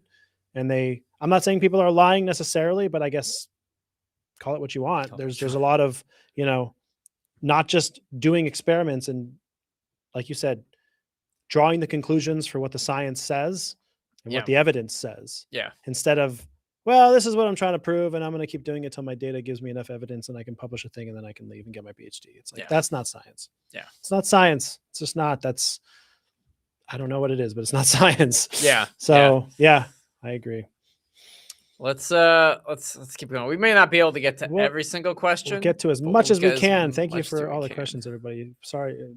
Thank you for your patience. This one, don't have a lot to say about, to be perfectly honest, but what are fruitful directions to improve the interfaces, modalities, methods by which information data visualization in electrochemistry is displayed? And then he went on to say that he's going to make us a nice drawing tool with drag and drop SVGs. That would be nice. However, those kinds of things already exist, my friend. It's called Adobe Illustrator. The ability to use that depends much more heavily on one's artistic acumen and not the tools that are available. I think electrochemistry doesn't really have or probably need specifically a lot of tools like this. Electrochemistry can use some of the same things that chemistry uses, which is to say, if I need a chemical diagram, there are tools that can draw chemical, benzene ring and that kind of thing, right? Like drawing chemical diagrams and whatnot. Like Lewis structure. I guess I don't fully understand his question. Well, it's like what could we have for tools to draw electrochemistry better? And it's like, frankly, I don't know, maybe I'm easy to please, or maybe I'm not that artistic, or both of those things are true. Honestly, I say this all the time and it's true. I'm not trying to crap on myself. I'm not a very artistic person, like fundamentally. I enjoy artistic things, but generally with collaboration with I love working with you. And when we're doing artistic things together, or with Tim, our other colleague, because like I get creative in collaboration with other people, but like by myself, I'm not. That being said, like all of my webinars and stuff, like I don't do them in a vacuum. Like I talk to you about them, I talk to other colleagues. Well, I put a lot of effort into that. Yeah. And the point is that I use Microsoft Excel, PowerPoint, and Photoshop. I think that's it. Maybe Paint, to my everlasting shame. Sometime, not so much anymore, probably. But I actually am fine with it. I think that we can get lost in wanting to make and especially in the current world of AI, wanting to make our graphical things or our webinars look like a Michael Bay movie with explosions or something. And it's like, I don't think that's necessary. I honestly, am perfectly happy drawing a circle with some shine on Yeah. PowerPoint and using an animation to watch it move around, and I can show you how an electron moves in a semiconductor. Like, I think that's perfectly fine. I think it actually works quite nicely. And the level of like smoothness and pristine to some extent is higher. Like when you edit a video, like it's nicer for a video than it is probably for a webinar. I can get away with, like, I would say, rudimentary animations that I make for my webinars, and your videos are much more like nicely produced in a lot of ways. But still, I think that the tools we have, I'm actually pretty happy with them. I'll be honest. I don't know that I need anything. Like I don't often find myself, sometimes here and there, I will say, like, here and there, I'll say, like, well, and some of that is just like, if I were like a movie editor or producer, I would have like insane tools to animate crazy stuff. But like, for the most part, I find if I want to make a thing, I'm an engineer by trade, by discipline. Like, I find a way to do it. Like, if I think to myself, I want to move protons, electrons, I want to show an ion moving, I'm going to find a way to do it in PowerPoint or Photoshop. I can make a GIF, I can make a video. Like, that's my philosophy anyway. Yeah. I think, I guess I'll just have my 2 cents. Sometimes, like, just as you said, like, we're not trying to make like Michael Bay quality, like explosive action, like electrochemistry things, but you can imagine that, like, oh man, you can actually have like these, the surface of a glassy carbon electrode could actually look like, the surface of that asteroid from the Michael Bay movie, Armageddon. It's like, oh, they glassy carbon, carbon surfaces can actually look like that, in real life at a very, very small microscopic view. Right. But, I don't know how you feel about, Armageddon, but you could make a really touching, beautiful, like, low budget movie that could be an amazing way to talk about or explain a simple concept, a simple story. You don't have to have these super fancy things. So to a degree, it's almost like, okay, the goal is about improving the visualization. Well, the visualization for what purpose? So that people can understand, like, what's going on, or what you're talking about, or understand the science. And so it's like, you can have these amazing visualizations, but that might not actually help people understand things very good. Like, oh, you have these like Michael Bay, like, carbon, protrusions everywhere. And it's like, well, that doesn't actually help you understand, like, the Nernst equation. It looks really, really cool, but it's like, you might not have learned anything. You might just be happy with like a circle made in like PowerPoint. And consider it this way. I could write the Nernst equation with the mathematics of it. Then I could have like sticks and lines showing like a potential line diagram to kind of show where it is. That's like next level stuff. I could then have like 2D drawings of electrodes with like arrows showing electrons moving. That would be even like a little more visual, right? I could literally have a video. I could make a setup in front of me with a beaker and 3 electrodes sitting in it, and you could see the electrodes. I mean, you're not going to see the Nernst equation, but I could have a potentiostat, and you could look at the software. You could see the potential. You could. So like, here I've worked up from the theory to like a ton of different visual elements. Here's where I want to sort of to further your point. It's like, are you telling me that if I created a Hollywood production style AI video where it zooms in onto the glassy carbon and you see the topography of it, and it like shows an electron dancing its way to the surface and moving away, and you were to see that degree or whatever, that like, how many people were like, you know what, I can't get it. I don't understand this. But then I saw the electron touching the mountain of glassy carbon, and it clicked for me. I understand the Nernst equation. Yeah. Maybe there's one person in the universe that would feel that way. This is the problem. I'm going to get off on a tangent for like 10 seconds. You're going to listen to me. This is the problem I have with AI. Okay. And I use it. I'm not someone who's like, I'm cranky about AI, but I also use it. So I'm a hypocrite, fully admitted. But this is the problem I have with it, is that we're going down this path where we're doing that for no reason. Like we're like creating the most incredible, visually beautiful videos and images or whatever for no purpose other than like, well, we can. And it's like, are we gaining anything? Because we're creating a bunch of videos and images that have no soul whatsoever. They're just created by an algorithm. It's slop. It's nothing. Like, are we helping people understand? Now, if the point is for entertainment, then this is not where this argument belongs, because I'm talking about understanding concepts like you are, right? It's like, are we creating visual tools that help people understand concepts, scientific concepts or otherwise, better? Or are we just making it really, really fancy because we have the technology? Because at some point we can just draw a line in the sand and be like, we don't need more technology. We're not helping people understand this anymore. What we have is sufficient. Yeah. Yeah. No, Okay. I Thank you for coming to my TED Talk. Yeah. Yeah, no, I agree. Actually, it's funny because I think Aeropasta just kind of asked us a question that's like, because we think about how do you visualize electrochemistry data, Yes. or how do you visualize electrochemistry like teaching or anything like that, and it's like we think about that all the time, constantly. 'Cause we're Every making single videos. slide in every webinar I have given has been very carefully constructed. That's why it Yes. takes me so damn long to make them. Yeah. I'm sorry. I Yeah. wish I could make them faster, but I'm anal retentive. I need it to make sense, follow a logical path, Yeah. blah, blah, blah, the whole thing. Yeah, the whole thing. Yeah. All right, We'll move on. That was our So, TED Talk. yes. It's great. Let's see. This is an interesting question. Can we refine gold by using electrolysis? I think so. yes, you can. Is refining gold can be a scalable startup idea? There must be companies that do this. Yeah. So right? I think Are there? I think you can. So there are companies that. So here's the thing. It's like you're refining gold from what?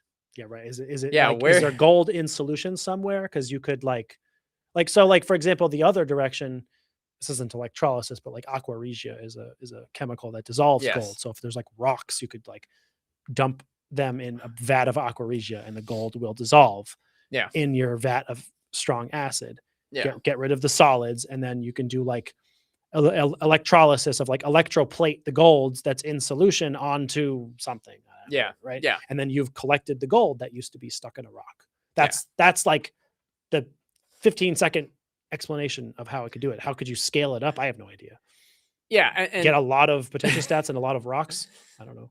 I mean, yeah. And then talking from like kind of the business side. So you could also electro refine like iron ore. In fact, there's a company called Electra that like actually electro winning. Electro winning is the technical term of taking kind of using electrochemistry to remove metals from kind of raw materials, and using that to make stuff, and it's less expensive, more costly. But you can imagine how much gold do you need to, how much of it, and how expensive is the material so that it actually becomes a business. Right. I think we've talked off on the side about like, oh, can you recycle the lithium from lithium ion batteries? And it's like, well, 2% by weight of a lithium ion battery is actually lithium. Right. It's not a lot. It's not a lot. It's a wonderful idea for environmental and ethical reasons, but from a business perspective, it's really difficult to make the case. Yeah. So you'd have a similar thing to make here with this is it could be, but I mean, how much gold is there to be electro wind? Electro winninged. Anyway. Electro right. And then depends on the price of gold at any moment in time. If you're trying to like presumably sell it to some how pure is the gold too? Yeah, there's a lot of questions. A lot of questions. I mean, in theory it could, but I can't answer that. I haven't done the economic analysis of it. But no matter what, make sure you're an electro winner. Don't be an electro loser. Yeah. Yes. Electro winner. I prefer electro losing. That's my favorite technique. Speaking of being an electro loser. No, I'm just kidding. No. This is a good question. I've answered this before. I was just reviewing where I got it. I want to make sure I'm always what's the best way to calculate the it seems like the you transference reworded number. The transference number. Can you measure it in a 2-electrode system? I think so. The way is called the way that I understand is called the Bruce-Vincent method, and it comes from this paper. Let me share it with you. Window, the Bruce-Vincent method. So this is a paper by 2 researchers. one of whom is named Peter Bruce and the other is named Colin Vincent. That's why it's called the Bruce-Vincent method. I'm not sure why it's not called the Evans-Vincent-Bruce method. Poor James Evans. Nobody cares about him. But it's called the Bruce-Vincent method, and it's used to calculate transference numbers. So I'm not going to read through this paper or do it much justice, to be honest. I haven't done this method personally, but I have discussed it on this live stream in a few different episodes. Basically, this is the equation that you're using, this one here. So this is the transference number. It follows two different currents and two delta V's. And V is IR here, right? So it's just like Ohm's law.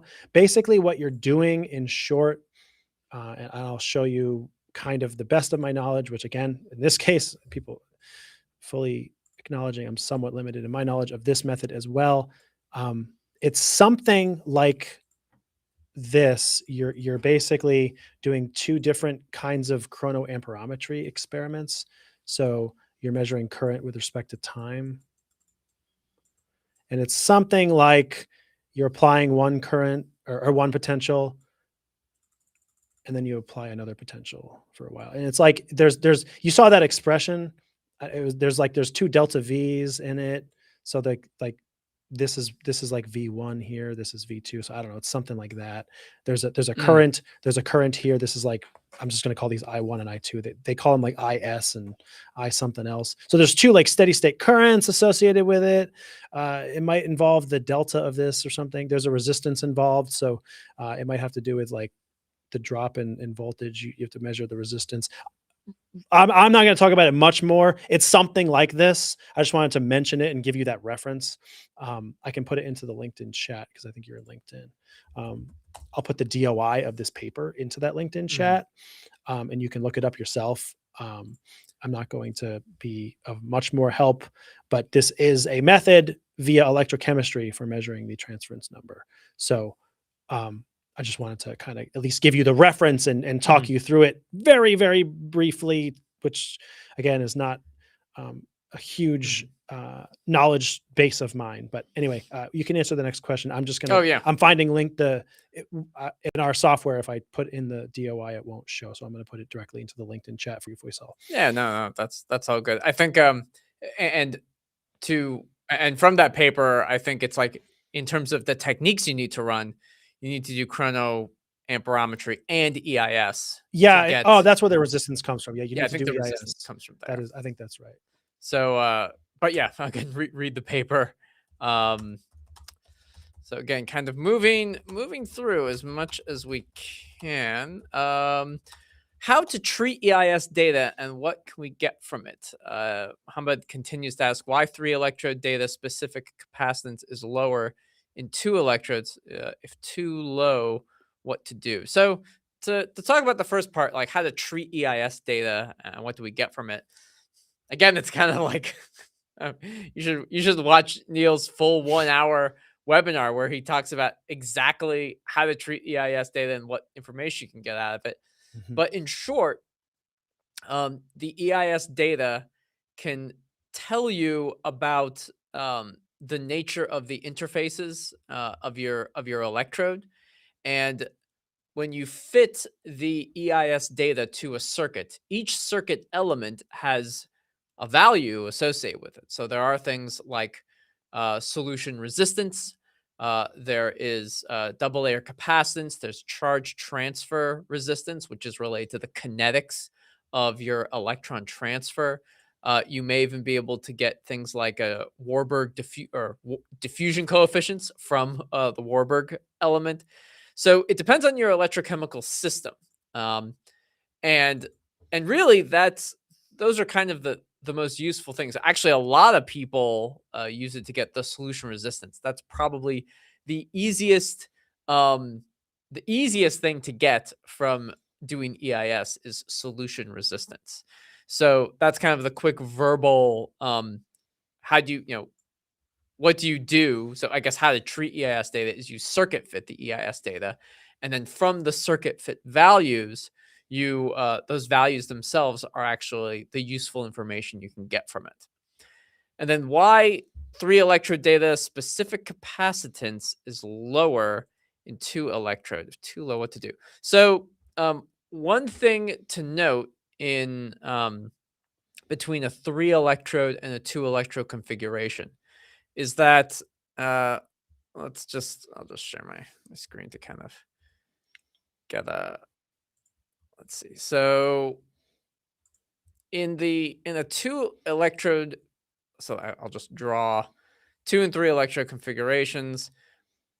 But basically, when you have a 3 electrode configuration, and you just have like you have working, and then you have reference, and you have counter, right? And then you have these, just these different electrodes in your. I'm not going to draw these super wild, but when you take the EIS in a 3 electrode configuration, the potential, actually I'll use E for potential. The potential is between the working versus reference. And the current in your system is just like total current. So the just like total I, the total current, because the current is just one value. It's the counter versus working. So, or it's just the current that passes between the counter and the working. So any reduction reactions happening on the working electrode, there's an equivalent amount of charge and current happening on the counter electrode. So in the 3 electrode configuration, these are where the values kind of come from. And so necessarily when you have this, the potential of the counter electrode does not play a role. You only are getting, you're only getting, I is the total information, and then E only is between working and reference. When you're in the 2 electrode configuration, so you have 2 electrode, the potential, God, the potential is between, it's really between working and counter, or counter reference. So we call this versus counter. So all of a sudden, you now have potential information in your counter electrode that is now contributing to the EIS signal. So I'm not going to say that that's going to explain why you have a lower specific capacitance, but that's the difference between like the 2 and the 3 electrode configuration, is just you have contributions from the counter electrode that make it into your electrochemical data. And if it just so happens that the counter electrode capacitance is on the same order of magnitude as, it may even be the case that you're using the wrong circuit fit. That could also be the case between 2 and 3 electrode. You have to incorporate the second electrode in the circuit diagram, if you will, but you don't need to for a 3 electrode configuration, which sounds a little odd, but hopefully that makes some sense. It looks like Faisal from before is kind of talking about the circuit and which thing to fit. So gave a little bit of information here. So extremely small semicircle, barely seen. Mostly it's a 45-degree line increasing. Did solution resistance in series with a capacitance, got a chi-squared of 0.015 to 0.048. Don't know sure if that's good. I can't comment on whether the chi-squared is good for a couple of reasons. One is that it depends what software you're using, because they're all each program kind of calculates them slightly differently. And then chi-squared by itself isn't always the best metric. It's not easy to say this is good, this is bad. It's more about comparing it. So for instance, if you fit 3 different circuits for whatever, any number of circuits to your data, then you would want to compare how the chi-squared is across each of those, and whichever the lowest one is, that would be an indication that it's the closest fit. But by itself, if you just fit any random circuit to any random data, you get a chi-squared, it's kind of hard to say this is good or bad in a vacuum. What I can do is just make a few suggestions based on the explanation you gave. So if you said it's a 45-degree line increasing, I don't know exactly what you mean by increasing, but it sounds like you kind of just have almost like just a 45-degree line like this. So this circuit that I picked is basically a Randall circuit. You can see that I could make this this semicircle. I could make it really, really small. So you said it's really small. There's two ways this could be kind of manifesting itself, or and then maybe it's just mostly like a 45-degree line here. Maybe it's not exactly 45 degrees. Maybe it's more up and down or something like that. This is a possible, ways that this could be. I want to draw just a few possible circuits that it could be. And again, it's the name of the game is fitting different circuits and seeing which one maybe has the best chi-squared, and using that as your guide for which one's the best. So the first thing is that when you say there's a little semicircle that's barely seen, that could be something like I just drew, where you have maybe a little small semicircle and then it's just kind of that. Or if it's actually something that's kind of like negative or kind of like that, then you would want to ignore that data because that's probably an artifact. If it's actually a small semicircle, it's probably related to a substrate in a film interface. That's usually what that comes from. And you can tell because if you change the applied potential, this small semicircle will stay the same. You might get like different applied potentials and you get different angles of this maybe, or this whole thing will move left and right if your ohmic resistance is changing for one reason or another. I don't know, whatever. The point is, if this semicircle here is constant, it means you probably have a substrate film of some kind and it's constant. It's not affected by the applied potential. That's usually how you can tell. But if you kind of assume that this is mostly negligible and your data is just like, mostly this, Z real, Z imaginary, right? Something like that. And this is zero.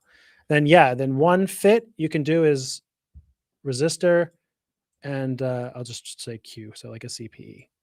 Okay. Maybe it's Warburg, maybe it's a CPE, but basically that allows you to set your alpha value and figure out what this angle is, right? Another is if you do have, a small semicircle, you can just fit a Randall circuit to it. So that would be a resistor and then a capacitor or a CPE. I typically use a CPE, but this is the circuit that I just fit. So you have this is the RC, but then you have either a Warburg or another Q. So this could be Q, or that's supposed to be a comma. That doesn't look like a comma. I meant it to be like, or, Oh. Q, I'll just say, or Warburg infinite. You can kind of pick either one, right? It's Warburg is just forcing it to be exactly 45 degrees. But if it's actually like 50 degrees or it's slightly off or whatever, the constant phase element's going to let you like more accurately find what that number is, whatever. That's one option. The other possibility is that this isn't really a line. If you go to a low enough frequency, it'll curl a little. I don't know. You didn't really say. Maybe you haven't gone to low enough frequencies. But if that's the case, you might just fit it with just an RC without the Randalls or whatever kind of thing. So you could fit it with just this, because this would just be like a big semicircle some distance away. The last option I'll say again, this would be if you have a little semicircle, like I said, and then it's like this, but it is also kind of like another big semicircle, that would just be two void elements. So that would be, you would fit this one and then a second. It's going to crash into the other Nyquist plot. So I'm running out of space. So that would be something like this. You could have two void elements. So these are just a couple of circuits you could fit. And so what you can do is you can like do your fit and get like your chi-squared 1 for that, chi-squared 2, chi-squared 3, and chi-squared 4. And then you're comparing like what's the lowest chi-squared for each of these fits when I do the best that I can. That would be an indication of which one's closest to your data, something like that. So that's just a way to think through what you said. I'd have to look at your data probably to get a better idea, but based on what you said, maybe that can kind of point you in the right direction. All right. So, Aeropasta made a comment about something, and Something. I don't know. Covariant metric tensor field. Nope. I don't know what that is. I got nothing there. Sorry. The next question, and we are running out of time, but we'll try to get to as many of these as we can. Electrodeposition should ideally be done based on potential at the Pourbaix diagram, but I see studies mentioning current density instead of potential for electrodeposition. What do you think about? I think it's possible people are overlooking the Pourbaix diagram in some cases. For Yeah. sure. I mean, when people do such an electrodeposition, I think they often assume that they want, whether it's, I guess it's electrodeposition is probably reduction current. You know, you have a negative 10 milliamps per centimeter squared, whatever. That's making the film that I want. But, and then the potential that results is something. It's going to be whatever, right? Well, I think your question is a very good one because you're pointing out something that probably every electrodeposition researcher should be doing, which is that if they say to themselves, I want to electrodeposit whatever metal, I want this much current density, and I get this potential. The next step should be to at least go to your Pourbaix diagram for that metal and say, at this pH, at this applied potential, this is the phase that I have. Good. That's the one that I wanted, right? Like because the answer might be, oh crap, I'm at an acidic pH. I'm actually forming this oxide instead of the metal. Like, you know what I mean? Like, I think you're exactly right. I think that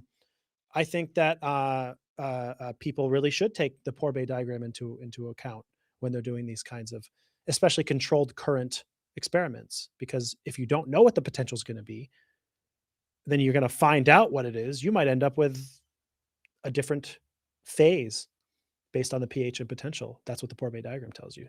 So I think that's a great comment. Yeah. So why don't they? Because they're bad researchers. They're bad researchers. I don't know, but I think you're 100% right. You absolutely should be doing that.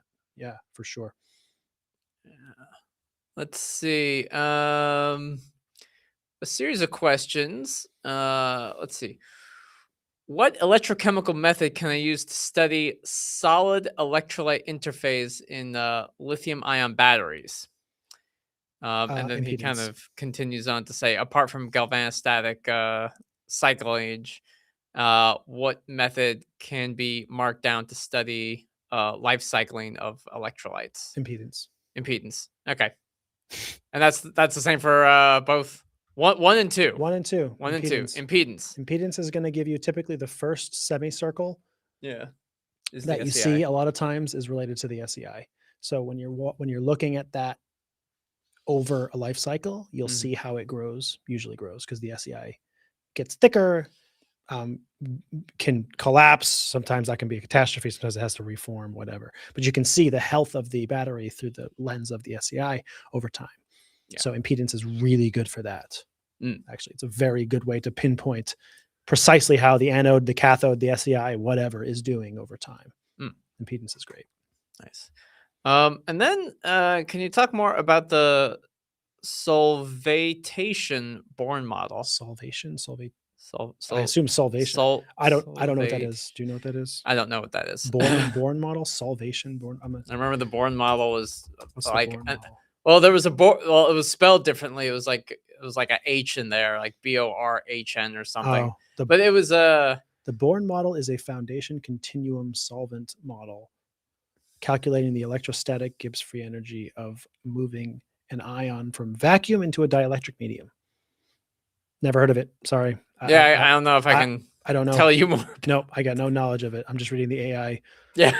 answer. So if I'm just reading what Google told me, I'm not helping. So I don't know. I can't talk you through it. I'm sorry. I've never heard of it. Yeah. It might be a chemistry topic I never covered. Yeah. I don't have any knowledge actually. So yeah. And then I think this is the last question. Yeah, this can be the last one. Take. DRT is coming up nowadays as a better solution to understand multi-interface battery system. Can you comment? What is the easiest way to convert Nyquist plots to DRT and do further analysis? Oh, I wish I could. It's really hard. It's really weird. No, to do it physically, mathematically. Oh, I've tried to kind of do it. I would say use the DRT tools. Yeah, there's honestly the way to do it is find a tool that does it or find software that does it. I have done a lot of like my own tinkering mathematics and things like that with impedance data. And DRT it's a very odd. I don't know. I'm not. I mean, I'm an electrochemical engineer. I'm not really. I like math, and I'm pretty good at math in general. For some reason, the mathematics of DRT are like really funky to me. Like I have a hard time wrapping my head around them. You sort of convert the EIS data, like the 5 columns of data, to like a modulus function and by frequency or something, and you're looking for different peaks. And you're exactly right. It's a great way to understand multiple phases. And a lot of times it's because these different phases in the battery have similar time constants. So it's hard to differentiate them with pure EIS data. So you have to, using DRT can help deconvolute a lot of that. It's really cool. Yeah. As far as how to do it and exactly what the mathematics consist of, it really actually kind of escapes me to a certain extent. I have a hard time understanding it, to be perfectly honest. I can't really walk you through it. I know what it is. I kind of know how to analyze data a little bit. But it's tricky. I find it really tricky, to be honest.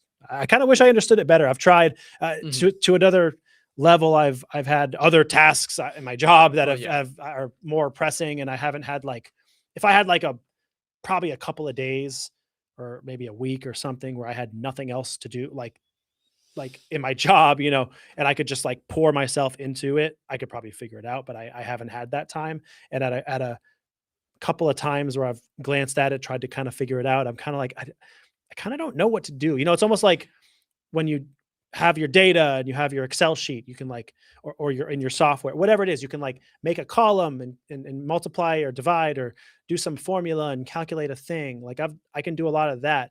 And it's to make the DRT, I feel like I haven't put the neurons haven't fired from the left to the right. I haven't figured it out. So it's a good question. I can't really give you more details on how to do it specifically, other than use that tool that Alex did. Yeah, I think it allows you to import your impedance data. Yeah. And it does you can import impedance data, and then of course you have to make sure it's formatted correctly. Yeah, there's some formatting things you have to play around with. Yeah. It's a free tool. I tried, there was a paper that came out about it, and I think I think everybody started using it immediately, and it kind of crashed. It's I don't know if the website was built very strong. Right. The one thing I know about DRT is that it's if you have a DRT can produce the impedance is equal to this integral that contains a function with the DRT. And a DRT can give you, and that function can give you impedance data, but many different types, but you can have many different DRTs depending on how you fit it to get it to equal the impedance. So I think there's actually it's not a unique solution thing. It's not, exactly. It's not a unique solution. You can actually have a lot of different solutions to the DRT.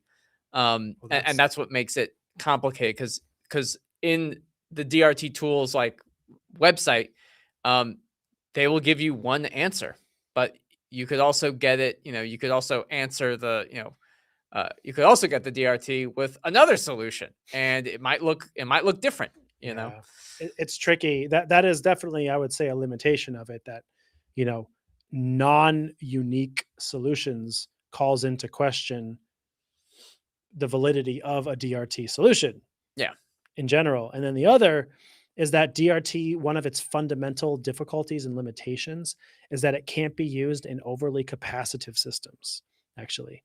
So you can think about it as if your impedance data has a strong Warburg tail or a strong capacitive tail, or something like the capacitance strongly outweighs the resistance, you cannot use DRT. It actually is inappropriate. It isn't. You can't. It won't mean it won't mean anything. It only works for like RC or That's right. or like it's CPE, Yes. and That's right. It is RFX. effectively, it's kind of like the Kramer's Kronig thing that I Yeah. showed a couple weeks ago, but it's kind of like a recasting in some manner of a bunch of RCs. Yeah. And so because of that, there is no standalone Warburg, standalone capacitive element involved in the distribution of relaxation times model simplification, if you will. So it doesn't permit data to be analyzed either at all or at the very least in a range of frequencies where it's like very capacitive only or diffusional. You can't use it. So these are it's good to know some limitations, right? And how does your DRT and how does the DRT model that you're using account for those things when you plugged your data in? Or does it? Or does it? Yeah. So it's a great tool. I like it. I like what it can offer. It can allow you to kind of see if there's like multiple time constants taking place where one semicircle appears in the EIS data and it fools you into thinking there's only one process. DRT can say like, hey, there might be two. Yeah. It's useful information, but I think it requires some care and, caution perhaps when using it. So I think we'll probably. I think we'll call it a day. Yeah. All I'll say here is it looks like you just asked about questions about fuel cells. Back up about an hour and a half in the YouTube video that you're watching right now. Someone asked a question about 2 electrode systems. I showed at least, I didn't talk like at length about fuel cells, but I did show an animation of how a fuel cell works. That might help you with some information. But we are at about time now, so we got to kind of call it here, I guess. But I guess this was great. We had a deluge of questions, which is really nice. We appreciate everybody. As I said, we'll probably be back here next week. We may be increasing the frequency with which we do these live streams. We haven't settled on that yet, but we might be doing different times, similarly how I do my webinars. I hope you'll join me. Speaking of webinars, next Wednesday, I'm doing a Warburg webinar. Go to pineresearch.com/webinars. I'll put it in here. pineresearch.com/webinars. Go there and take a look. You can register for our next, my next 3 weeks. I have a webinar and I'm finishing up this impedance webinar series. I hope you'll join me. They're all free. After about a month, they'll be behind a tier 2 membership on our YouTube channel. So you can join as a member to watch them after that point. But for now, you can watch them for free on our YouTube channel and register on our website. It's good for us to know who's going to come and whatnot. But anyway, I hope you'll join me, and we'll keep doing these live streams as well because we have to be on camera. It's an obsession at this point. So anyway, I guess that'll do it. Thanks everybody. We appreciate it, and have a good weekend. Take care.